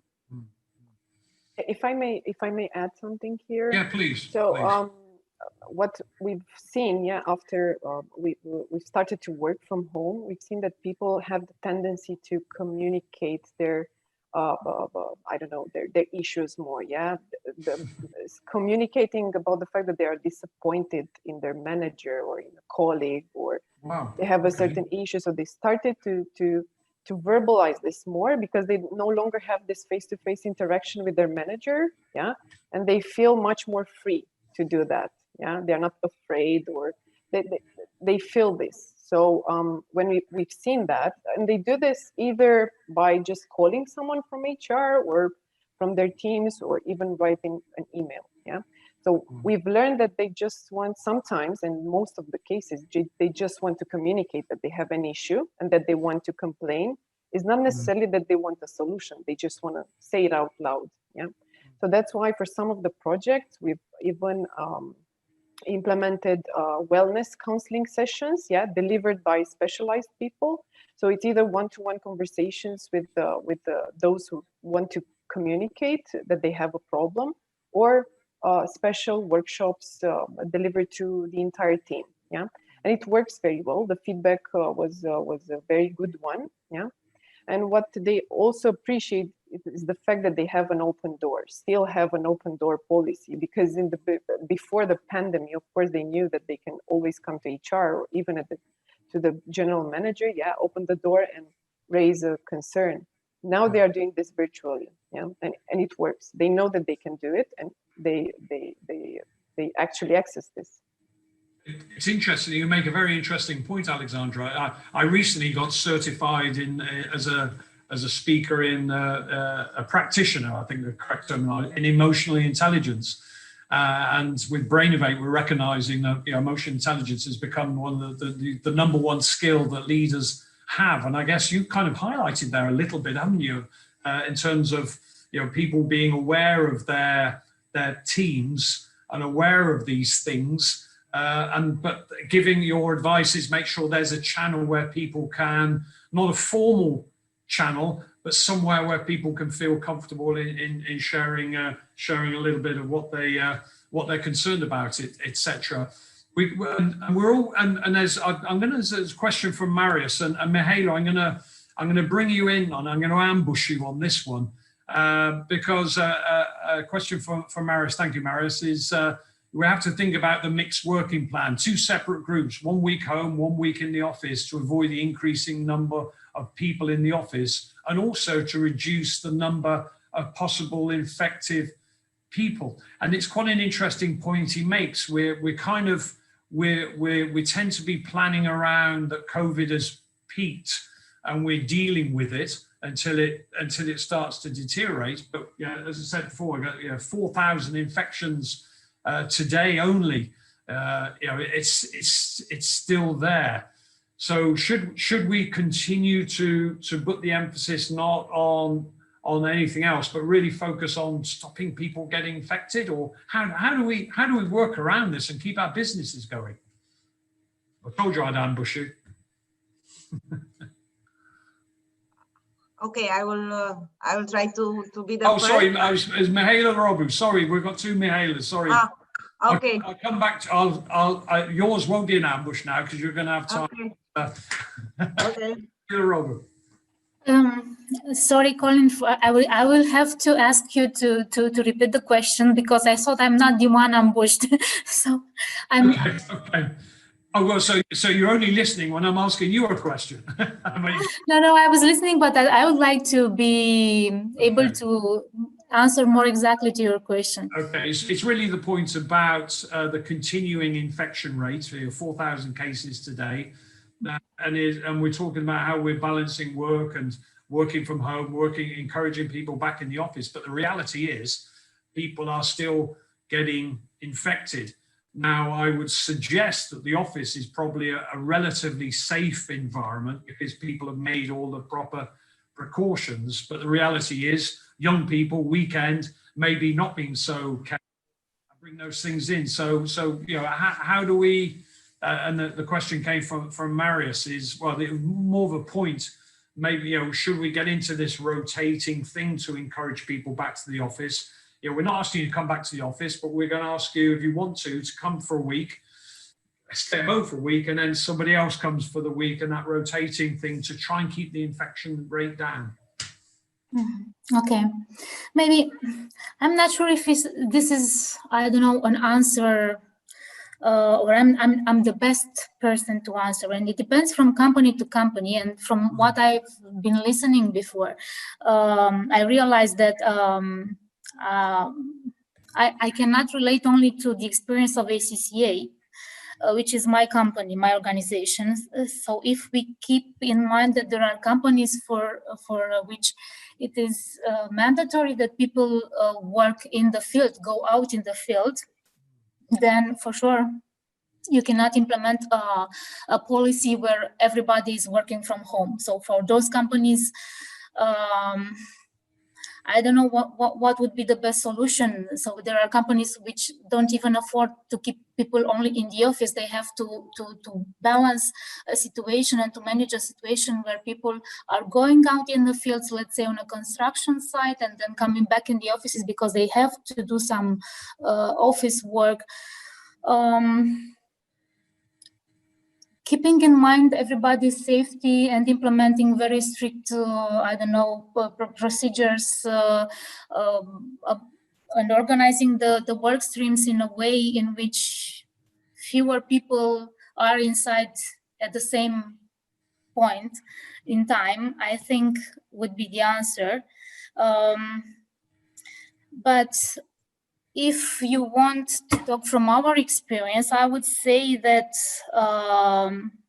working remotely and working from home, it's not, I don't see it as only as a challenge, but I see here also opportunities. So if we think only about businesses that can afford to do this, and their types of work could be entirely done via emails, let's say, or online. In this case, here I see opportunities. Okay. And now I know that I'm moving further from the initial question. But the opportunity is that you can involve more people in projects that initially wouldn't be possible to be done like this. And you can involve and you can exchange information, and you can receive input or give input in projects that otherwise normally in a normal office environment you wouldn't have thought to organize them like this, to involve people from different teams in those projects. Before you wouldn't have thought about this. So I see the opportunity of new ways of working and interacting between teams, different teams. And then again about safety, anyway, we are bound about the regulations done by our government, our authorities, and moreover, us in ACCA, we are we have to comply with such regulations from various geographical regions. So we have our offices in more than 100 countries, 180 countries. So from one day to another, we have to comply with regulations in China, new regulations in China, while in UK or in Romania, we can still come to the office. But in China, all our activities must be done online. So yeah, we have to play with all these external factors as well. It's that juggling act. I'm going to come to Catalin in a moment. Catalin, you're very, very dark. I feel like I'm interviewing a terrorist who doesn't want his identity revealed. So if you get a chance, just to put the light on, and I'll come back to you in a moment, my friend. But Georgiana, just coming to you very quickly from the medical point of view on what we're talking about here. Yeah. So from the medical point of view, the perspective is, it's obvious that there are specificities in between companies, but I think it's very important for each company to understand where are the weak points. And when I'm saying the weak points, is you can make together with a doctor an audit at the company's level to see which are the areas that are more risky from the possibility of people that get in contact to contract the disease. Also, it would be important to speak with the occupational health doctor to understand which are the people with risk categories, and to see, of course, you cannot know as a company, you can't have all the information, but the doctor can help you in order to make sure you can protect a little bit more those people. Then you should have very clear what happens the moment that you get a suspect person in order to minimize the risks. And also something that companies have been doing, especially now that the number of cases is increasing, and we have the factories where you need people to come to work. You don't have the flexibility of them coming 1 week or another, to do much more sample testing in order to identify in a group appears a case, then you can isolate it and take some measures. And the truth is that it's more and more, I mean, the testing capacities are developing, there are new kind of tests appearing, so I think we'll have more solutions, because it's a situation that will be for quite some time with us. No, thank you. Just actually, before I move on to the next question, is there a profile? I'm not talking about the infection rate here, but in terms of going back to the mental health issue, is there a profile developing that people watching this could say? Because you mentioned something there that reminded me of the question is, so there is a particular profile of individuals that are more likely to suffer from stress and burnout, etc., or does it depend? Is there a picture starting to be painted? No, I don't think it's a picture starting to be painted into this. There was a survey done on the Romanian market talking about the burnout, and they were saying like 8% of the employees have burnout, and 25% are on the edge of burnout. But I don't know of anything, a profile of who could get burnout or. Okay. Yeah, because Morella's husband phones me every night and said to me, I can't stand it anymore. She's going crazy. So I just wondered. So I thought I'd bring Morella into that. Catalin, I want to sort of change direction a little bit, and then I'm going to come back to the group to really talk about, on a positive note, employing people, because as I said before, Romania is prospering despite this, and I think because of some of the industries, particularly the business services industry, the energy, auto industry, etc., it's got a good future, and I think that's what's helping the optimism. But Catalin, coming back to you, I think the people on the panel and people watching this, I think the message is everybody's doing or trying to do the right things, putting the safety measures in place, the well-being measures and support functions in place. But as said, as we saw last week, if you're a restaurant owner, you're probably tearing your hair out because 1 minute you couldn't do it, 1 minute you could, and that uncertainty and that frustration and the impact it has on people's cash flow and employment capabilities. What's the legal challenges in terms of working from home that you would like to sort of share with the group? You know, what would happen if suddenly somebody working from home has an accident? Does that completely change the thing? Everyone says, oh my God, you know, you can't work from home anymore, you've got to come back, or will legislation step in? Another long question from Colin. I think you're on mute, as we keep saying in 2020. No, we can't hear you. Mirella, can you control is he on? Yes, I do my best now. I'm trying to do my best. Just 1 second. I don't know why it's on mute. It's mute because works. No. No, it's not mute. No. Catalin, I don't think we're going to. So try again, Catalin, to speak. He's frozen now, so I think it may be. To try to reconnect. I think Catalin's got a donkey in the backyard generating electricity, and I think the donkey stopped walking. He needs to go and give it a carrot. Are you there? No, I don't know what's happened. Okay. So. Okay. Well, do you know what, Gabriella? I'm going to ambush you on this one in terms of the legal side of it, because I guess you're fully aware in terms of health and safety at MOL. You know, it's probably a paramount part of the business, and but I guess, you know, things have changed now. The health and safety was really about people on the outside, but now you've got people working from the inside, working from home. How are you sort of monitoring it, and how do you think legislation may impact what you want to do in 2021? Well, of course, there are a lot of aspects that we need to keep in mind when we are maintaining any kind of relationship with our employees. Sorry. So either we talk about teleworking modalities or work from home as it is defined now in the legislation. So we obviously need to make sure that we observe all the legal obligations we have as employer, and to go through all those steps that are required by the law.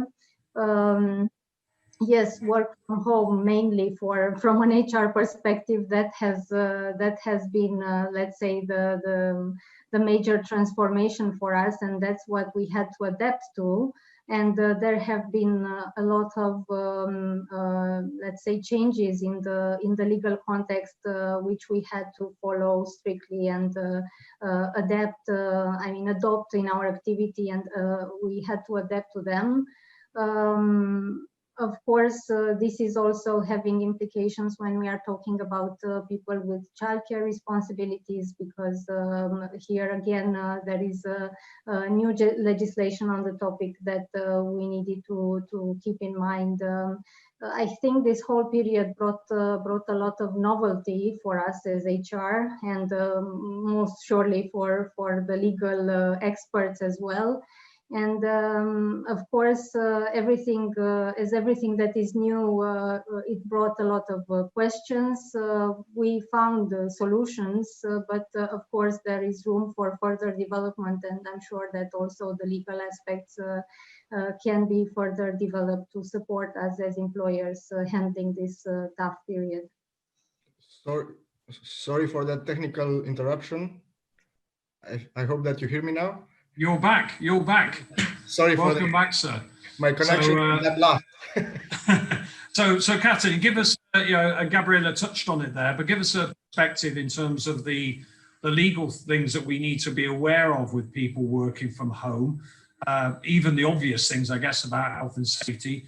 But in terms of legislation and how you sort of see that evolving right now, I guess, you know, we've seen, as I mentioned before, decisions being made on restaurants, etc., which in my view, restaurants is probably one of the safest places because it's orderly, you're sat with a table of 4, 2 meters away from everybody else. It's probably, but they close them down or then they've opened them again. So give us a bit of a legal sort of aspect or view on all of this.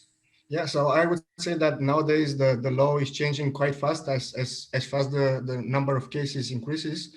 So basically we have to be in touch with all the legal changes that are currently occurring. So basically I would say that since last evening, the National Committee for Emergency Situation already tried to, let's say, propose a new change regarding the obligation of the employers to, let's say, analyze all the conditions for the work to be performed by remote work. So basically this from now on can be as an obligation for each employer. So basically each employer will have to make an analysis for every kind of position within the company for which telework can be implemented.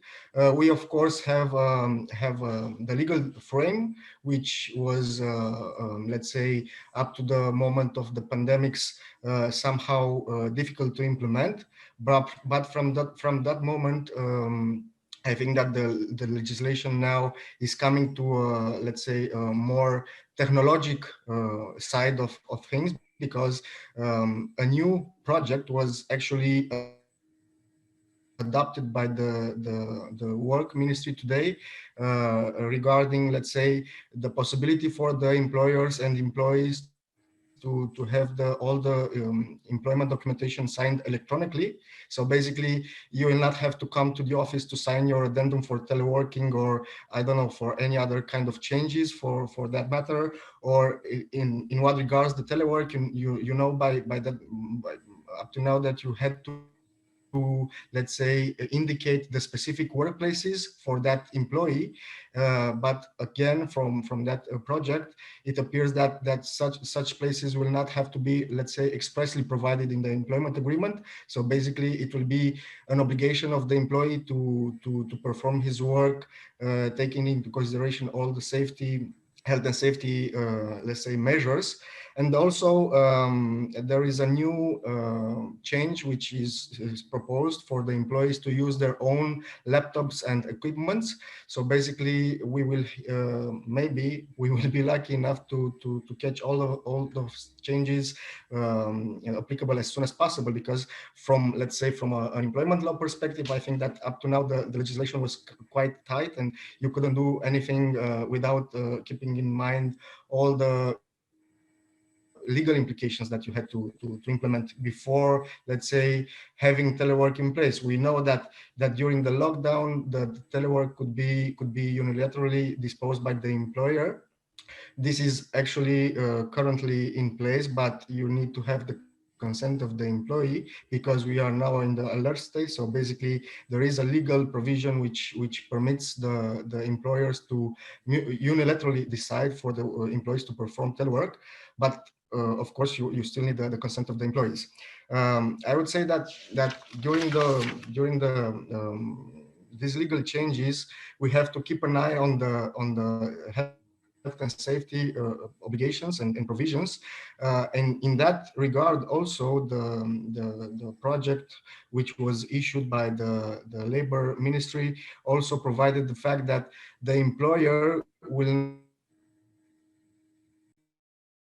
not be, let's say, be held liable for the conditions of work for the teleworkers. So basically this would be a very positive legal change for the employers, because in case, as you said, we had a labor accident during the telework, it could have been considered to be a work accident, and so basically the liability of the employer could have been triggered.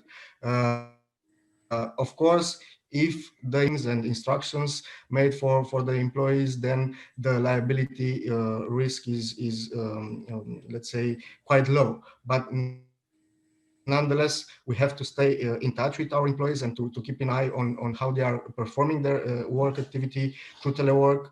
So basically, we need to be very careful for all the conditions which are, let's say, provided by the law to be fulfilled and implemented by the employers. We also have to have an eye on the internal policies, just to be sure that everything is in place there and all the, let's say, policies are brought to the knowledge of the employees.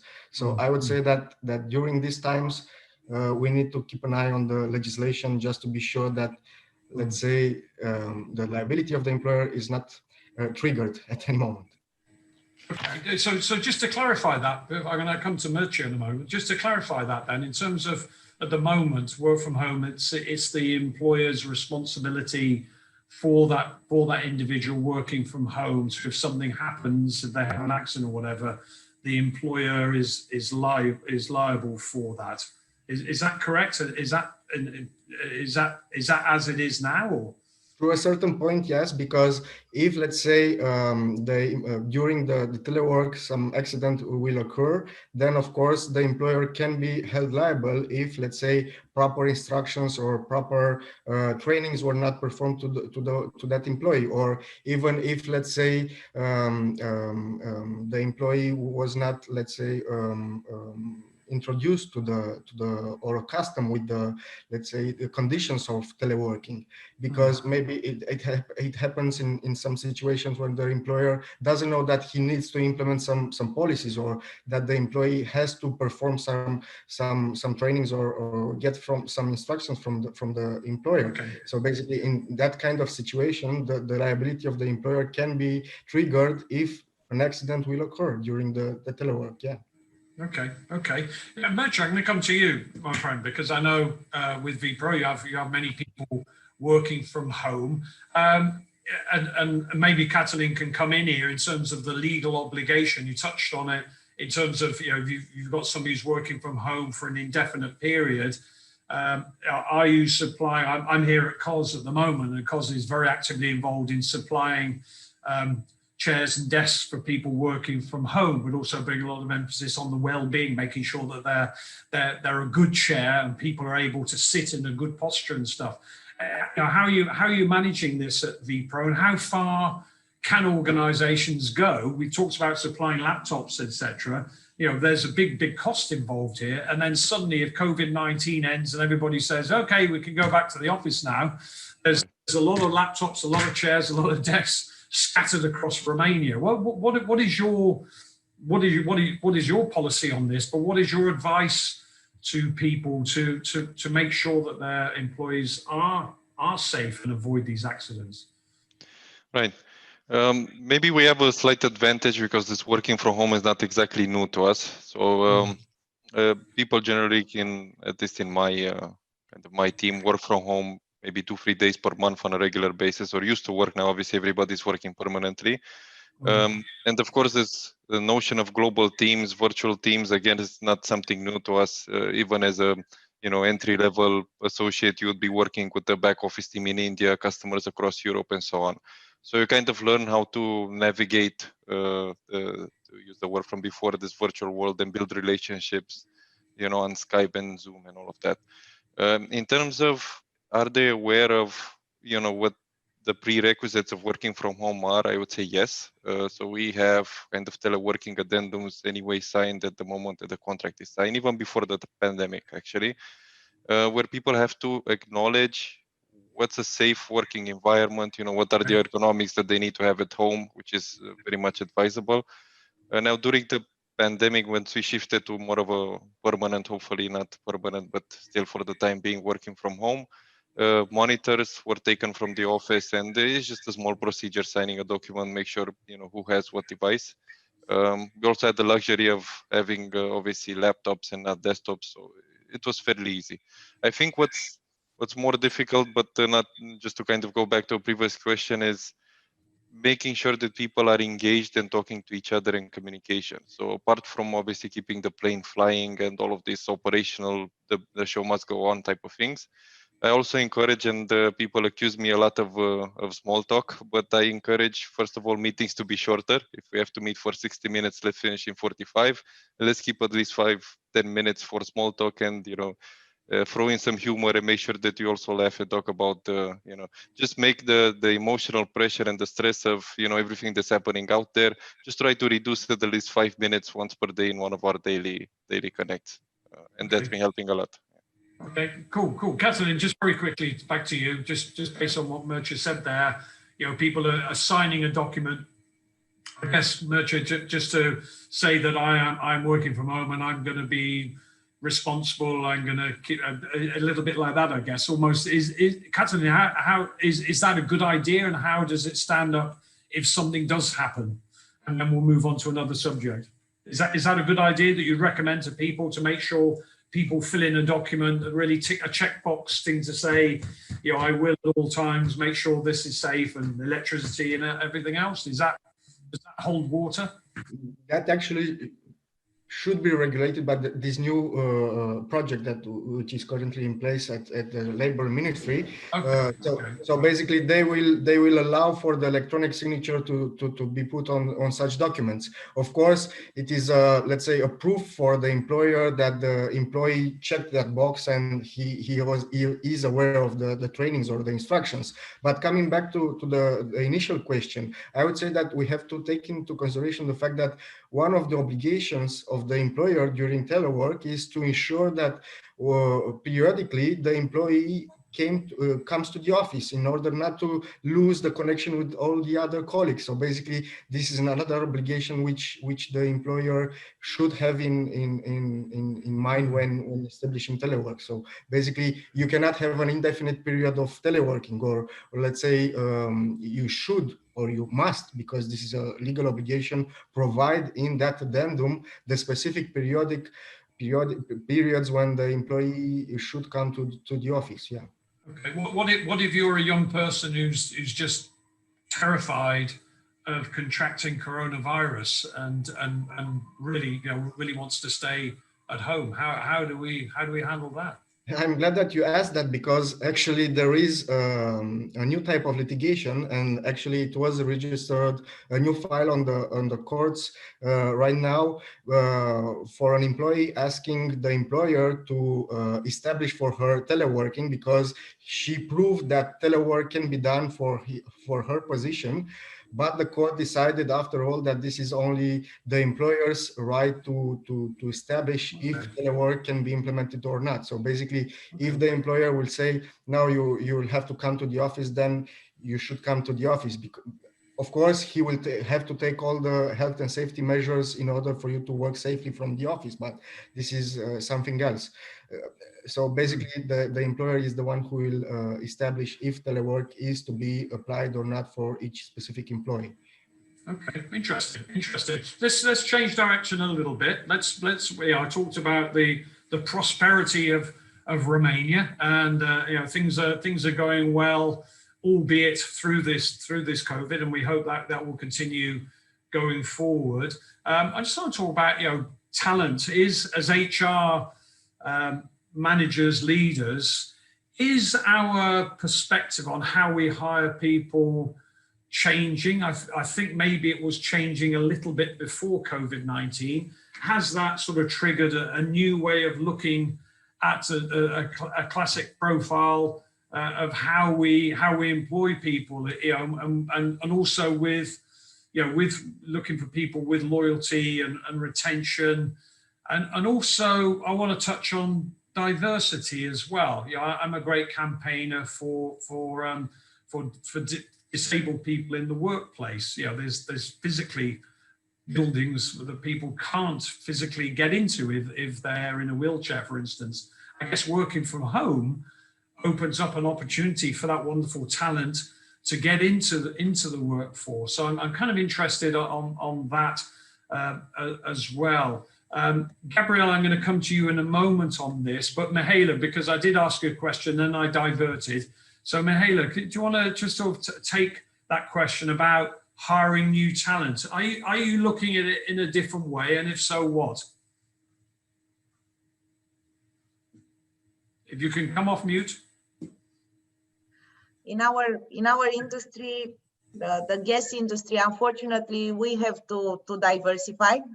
It's not due to COVID, it's due to the European policies that now all the member states will have to follow in terms of climate change neutrality. So as we still use fossil fuel, let's say, it's not solid fossil fuel, but it's still fossil, we are now forced to diversify. So in terms of people, we even here we have to look in different directions. And I want to underline that it's something that it's not very familiar to us as a company, as young people engaged in innovation, research and development, IT, digitalization, because as I said, the time of fossil fuels, it's ticking, and we will have to come up with very innovative solutions in order to still be able to provide energy to businesses and people, because it's very clear without electricity and energy we are going to die. As you said, we have a donkey behind that is running, so we need to give him some carrots. So yes, in terms of our strategy for recruiting, we will have to be aware of these challenges and look a little bit in a different direction. Also, we are in the internal market. We are an open market. So also here we need skills that we didn't really appreciate it by now, because we used to work in a regulated market that was not that open. So it's not due to COVID. It's very clear. The pandemic didn't change our strategy, but the changes in the European strategy in terms of climate change neutrality forced us to look in different direction, to look for innovative mindsets and very soft skills that by now our engineers weren't requested to fulfill. Okay, so flexible minds. Gabriella, is it a similar situation with Mol? Is, you know, if somebody sits in front of you tomorrow for an interview, are you kind of looking at some different buzz things to make that decision to employ somebody, or is it business as usual? Actually, for us, when it comes to attracting and retaining competent people in the organization, we have a very clear approach. We can believe that things are that easy. We are just looking for people with the right skill set, we hire them, and then we deliver our strategy. But actually, in real life, things are really different. Culture eats strategy for breakfast, as Peter Drucker used to say. And for us, that means that a few years ago, MOL Group launched a new strategy until 2030. It's called Enter Tomorrow. At that time, our top management realized that without a solid culture and people who could embrace this culture and the values of the company, then there are little chances that our strategy can be implemented and have the expected results. So we set out to implement this new strategy with a transformation of our organizational culture. And thus, we have a program, Culture 2030, which is actually emerging as a support for Strategy 2030. And it means actually addressing our values and core processes in order to make sure that we are thoroughly implementing this strategy. And now to be a bit more specific, when we are looking for our ideal employees or ideal candidates, we seek to have a good cultural fit besides the necessary skill set for that position. And that means for us having people who have strong collaboration and communication skills, people who have a strong customer focus, because customer focus is one of our values. We search for people who have a strong sense of ownership and who are willing to run the extra mile and to have an impact and to make things work. And also we are looking for agile people who are ready to adapt quickly to the unpredictable reality that, as we can see, we are living nowadays, and ready to drive the changes that are necessary now and in the future. And for that, we have clear instruments that we are applying. For example, whenever we are posting a job ad, we make sure to embed there a reference to our culture and to our values, so that from the first contact with the company, the candidates have an idea about our identity. Also, during the interviews, we are also making sure that we address questions that start from our values and from our desired behaviors, again, to make sure that we are selecting a cultural fit. And we strongly believe that that by selecting people who share or resonate with our values and our culture,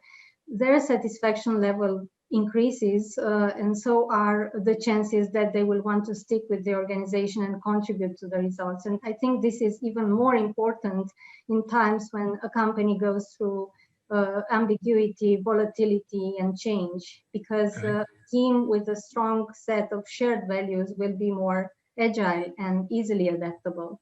And now, if we are coming to the moments that we are living right now, I think a very important skill for the employees is to be adaptable. They need to be resilient and ready to face the new and the unexpected, because many changes can be voluntary in an organization, but there are others who can be just thrust upon them, as it happens right now.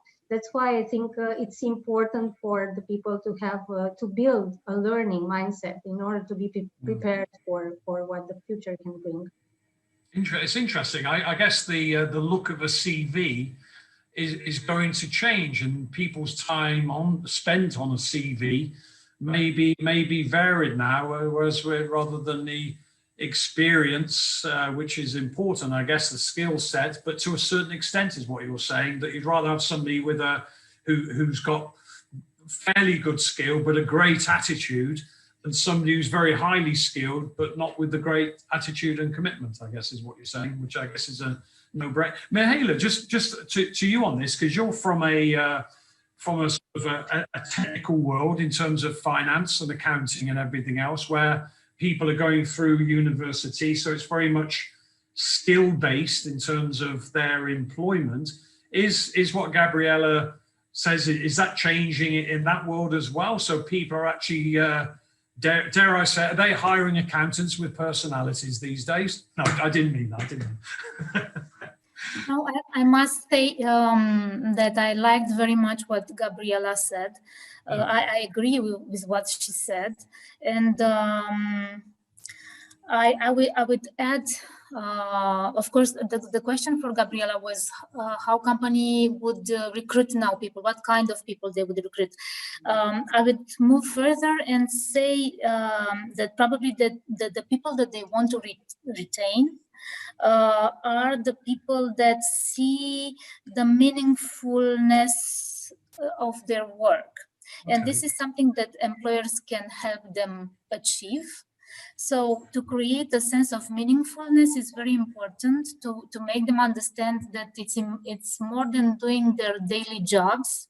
And this applies to all employees, and especially maybe to finance people, because they are so important, finance professionals, so important these days for any business.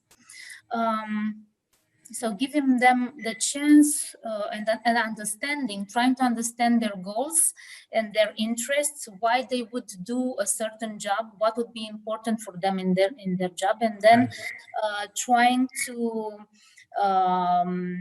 put this in the strategic thinking of the company and see what career path you could grow together, how could you provide guidance for professional development. And this professional development will be more important than ever now. And indeed, both companies and employees should be very agile, should have the capacity to adapt very fast, but also the willingness to, as I said, to move, and as Gabriela said, to go beyond the daily job done in a proper way, and to create value for stakeholders. Okay, okay. Alexandra, I'm gonna remember it was a long time. It feels like a long time ago now that we were talking about your Majorel's Got Talent kind of initiative that you have. But just sort of taking that thought and just adding what Gabriela and Mihaela are saying there.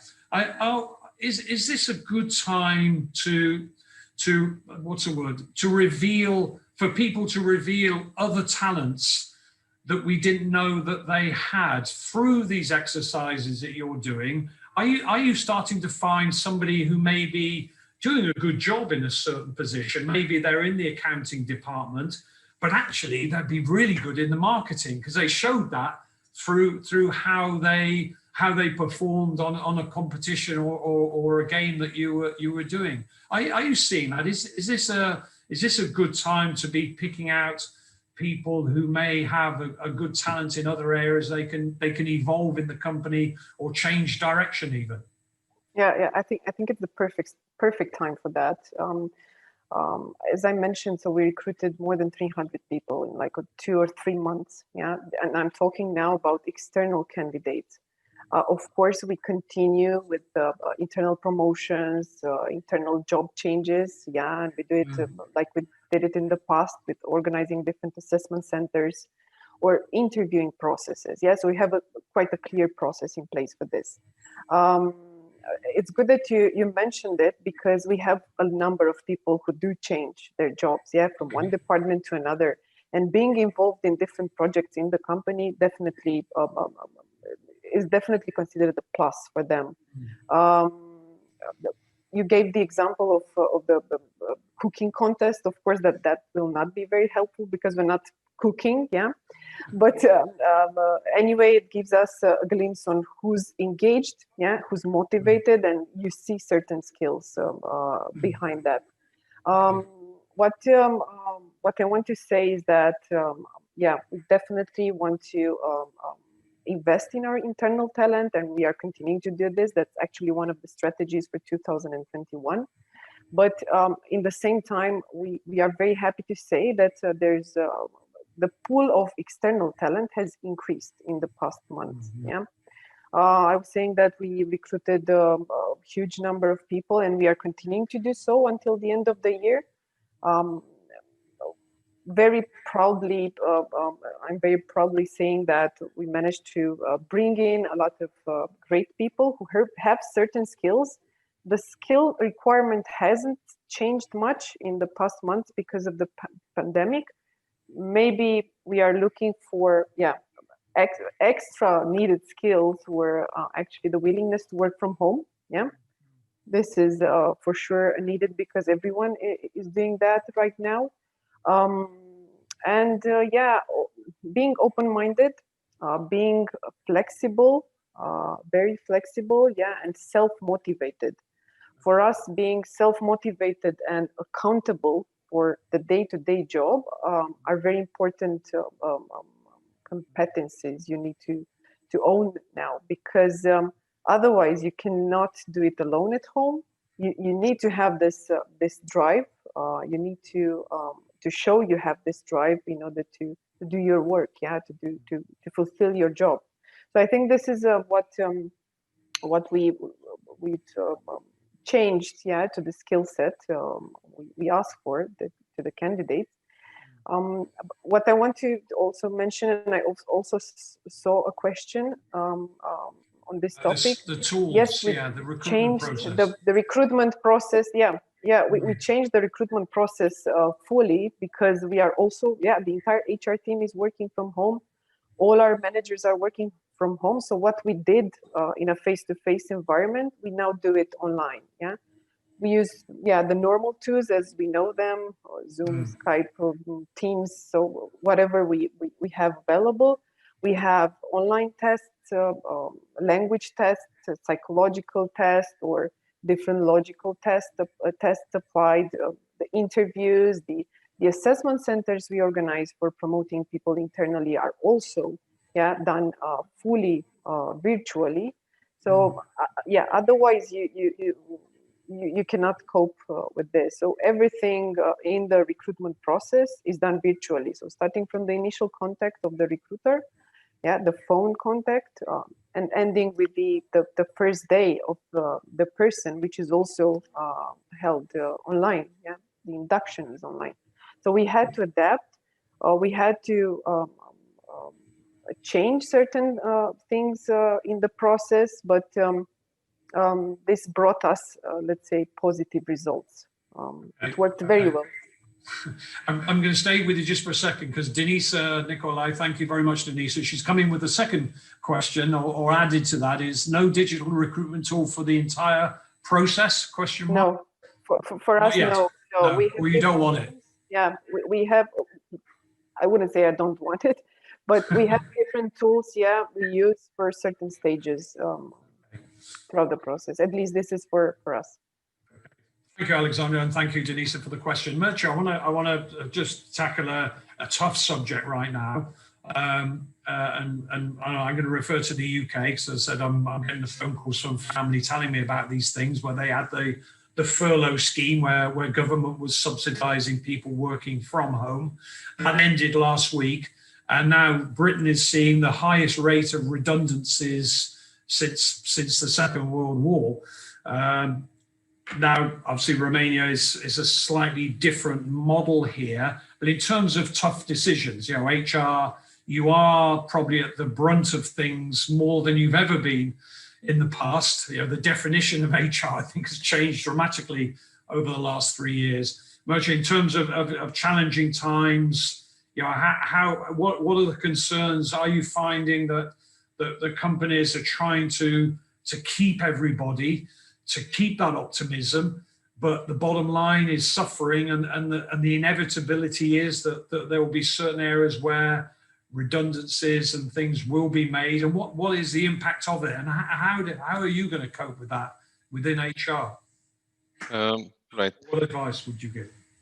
Right. Well, not necessarily from an HR perspective, but more from leading a delivery team perspective, Colin, would be that in this, well, the crisis that COVID will create and has created, but I think we'll continue to see the effects.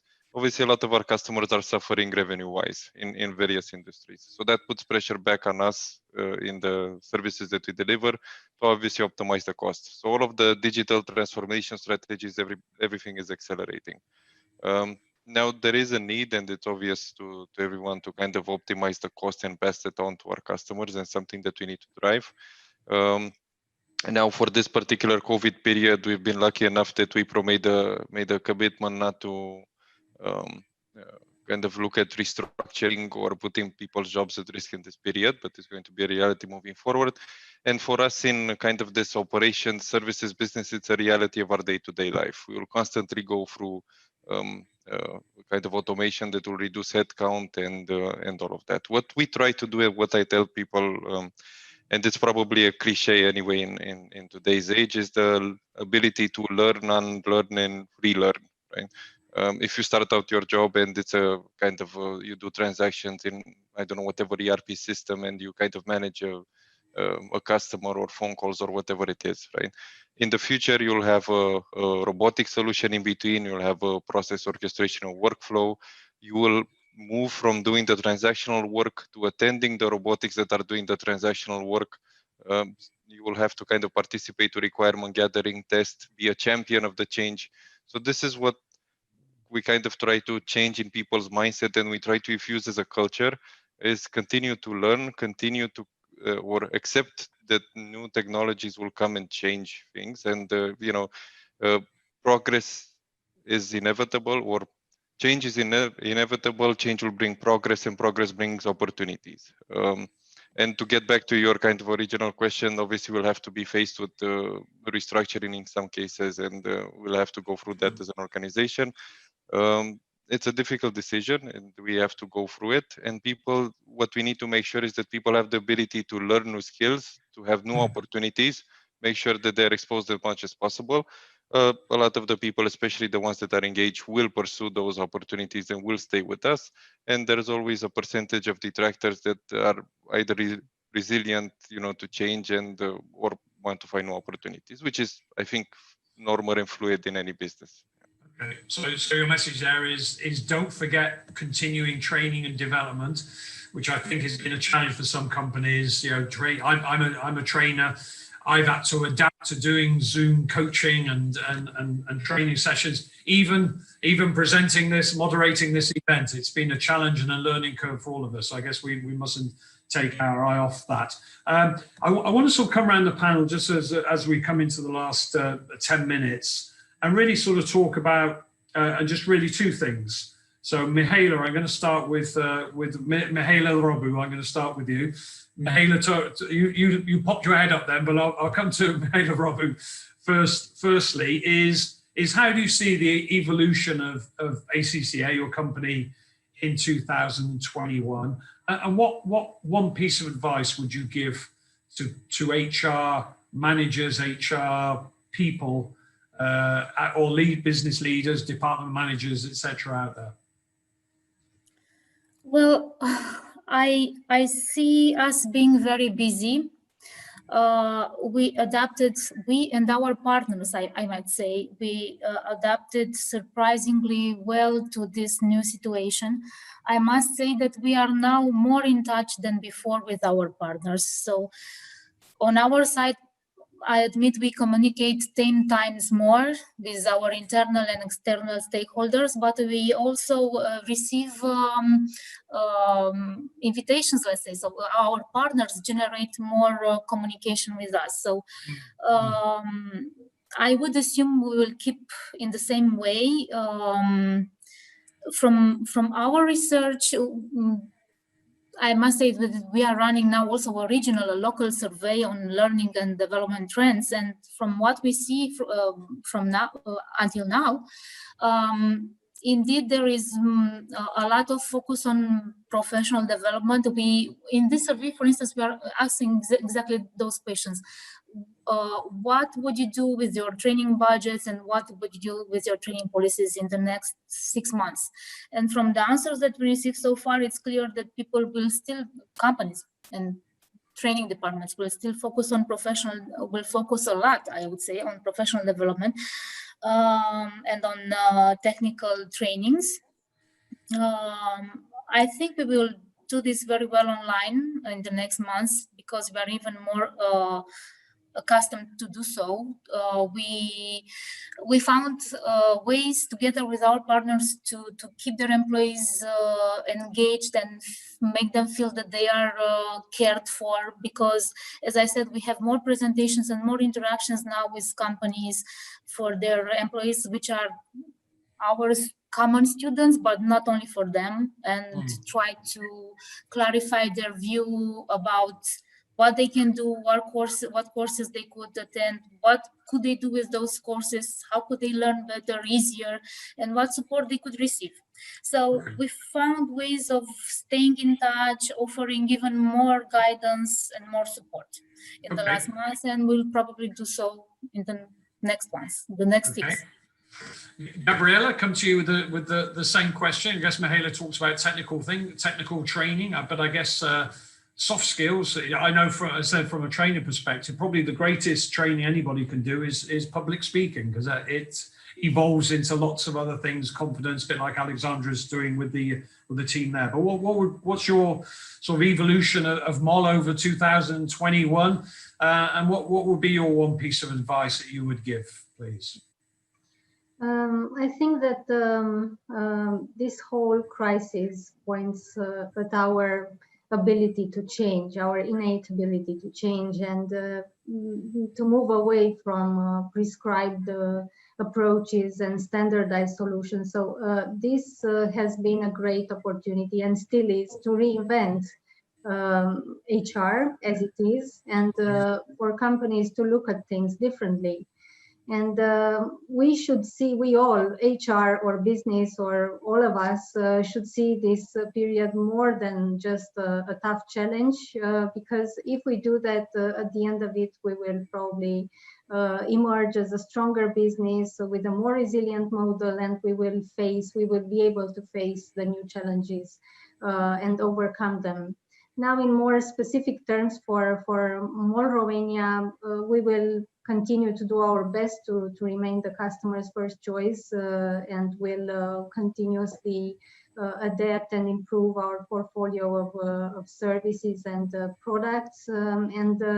We are aware that we cannot achieve this goal without our team of skilled professionals, whom I would like now to thank for their commitment and hard work during all this period. So I think we should look at this period also from a positive perspective for all the good changes that it can bring. Okay, well, hopefully I'm doing my bit, because I fill up my car at your southbound one on the DM1. So I'm a regular customer. So I'll be checking on the team when I go in there tomorrow. But thank you, Gabriela. Georgiana. I will build on the positive note that Yeah, Gabriela let's left, do that. and looking forward. I mean, one of the positive things that this crisis has brought is the digitalization of the healthcare, because I think in terms of digitalization, healthcare was really behind. And this is one of the good things that started. And since the crisis started until now, we've had 80,000 consultations in the digital clinic that didn't exist before the pandemic. So I think for us, this trend will continue, letting aside our focus on the healthcare system and everything that we need to do, because it's a health crisis. So this is our focus for the future. And thinking about an advice, I'm not an HR person, so it's hard for me to give advices. But if there would be one thing that I would say, is that I believe that it's important that we look at the well-being of our employees as really being a corporate strategy. And I would really invite everybody to have a discussion with their healthcare partners, no matter who they are, on this topic, and see how their partners can sustain them in this endeavor, which will be a process for the next few years for sure.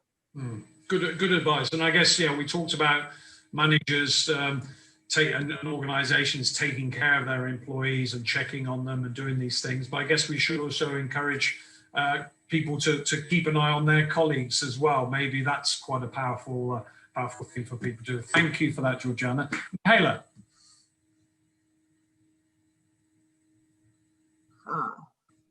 It's difficult to stay on the positive side, but we will try. You can be negative if you want to. It's okay. No, for sure, no.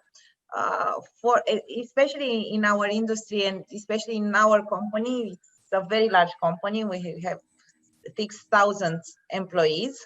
So I think that this period brought a lot of communication that couldn't happen otherwise, because as I said, we are a very large company with a lot of subsidiarities. But now this period really increased this communication, and we managed to put together very different types of people together, from geologists to economists and legal services.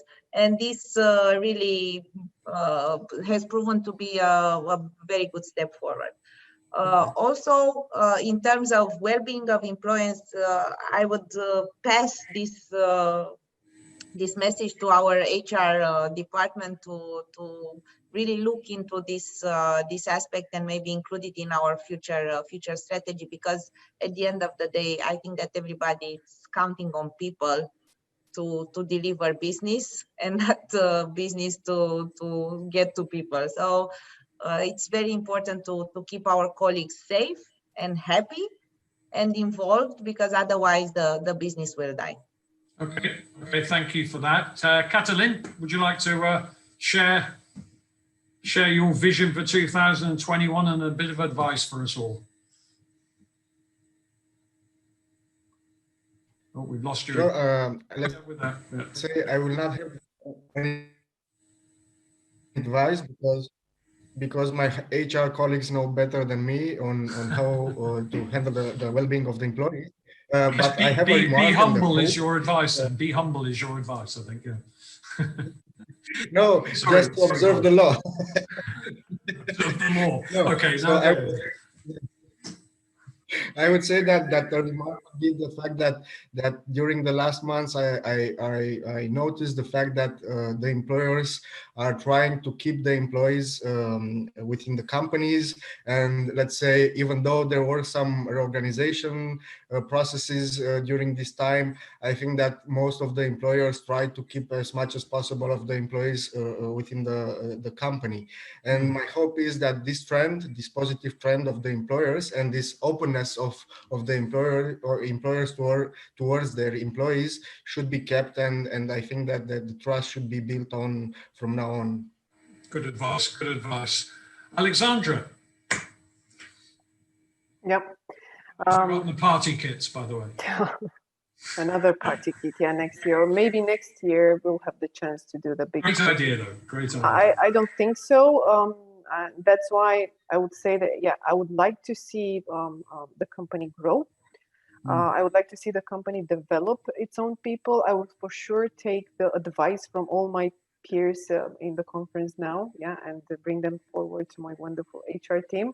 So thank you very much for those this advice, yeah, for HR.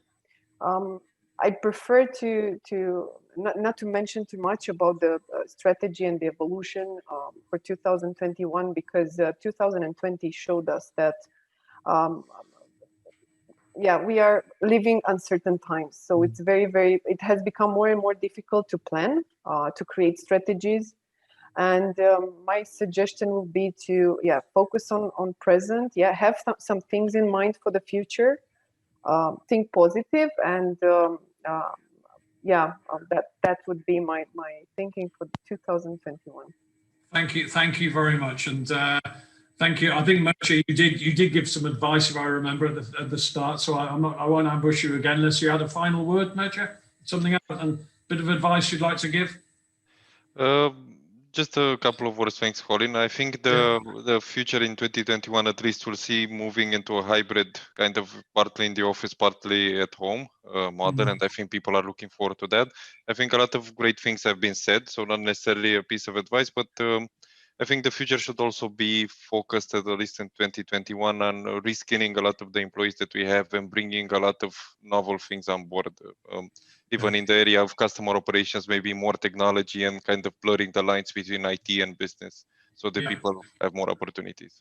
Good, thank you. Well, I guess the implementation of RPA, etc., has been accelerated through this time because the opportunity has been there to implement it. So, as you said, when we come out the other end, maybe we'll actually be in a lot better shape than we first thought. Thank you very much for that. Yeah, we just talked about hybrid workforce, which is a good terminology. We talked about mental well-being, which I think is one of the key factors for us to all to be watching. Trust, the word trust came up quite a lot there, and about involvement, diversity, which was really nice for the conversation, and really getting people's buy-in to the decision making that we make. And with the more buy-in we get, the more success we'll have in that happening, and the learning and the relearning and the adaptability, reinventing people, reinventing their careers in some ways, I guess. And I think one thing I liked right at the beginning was just about people being more open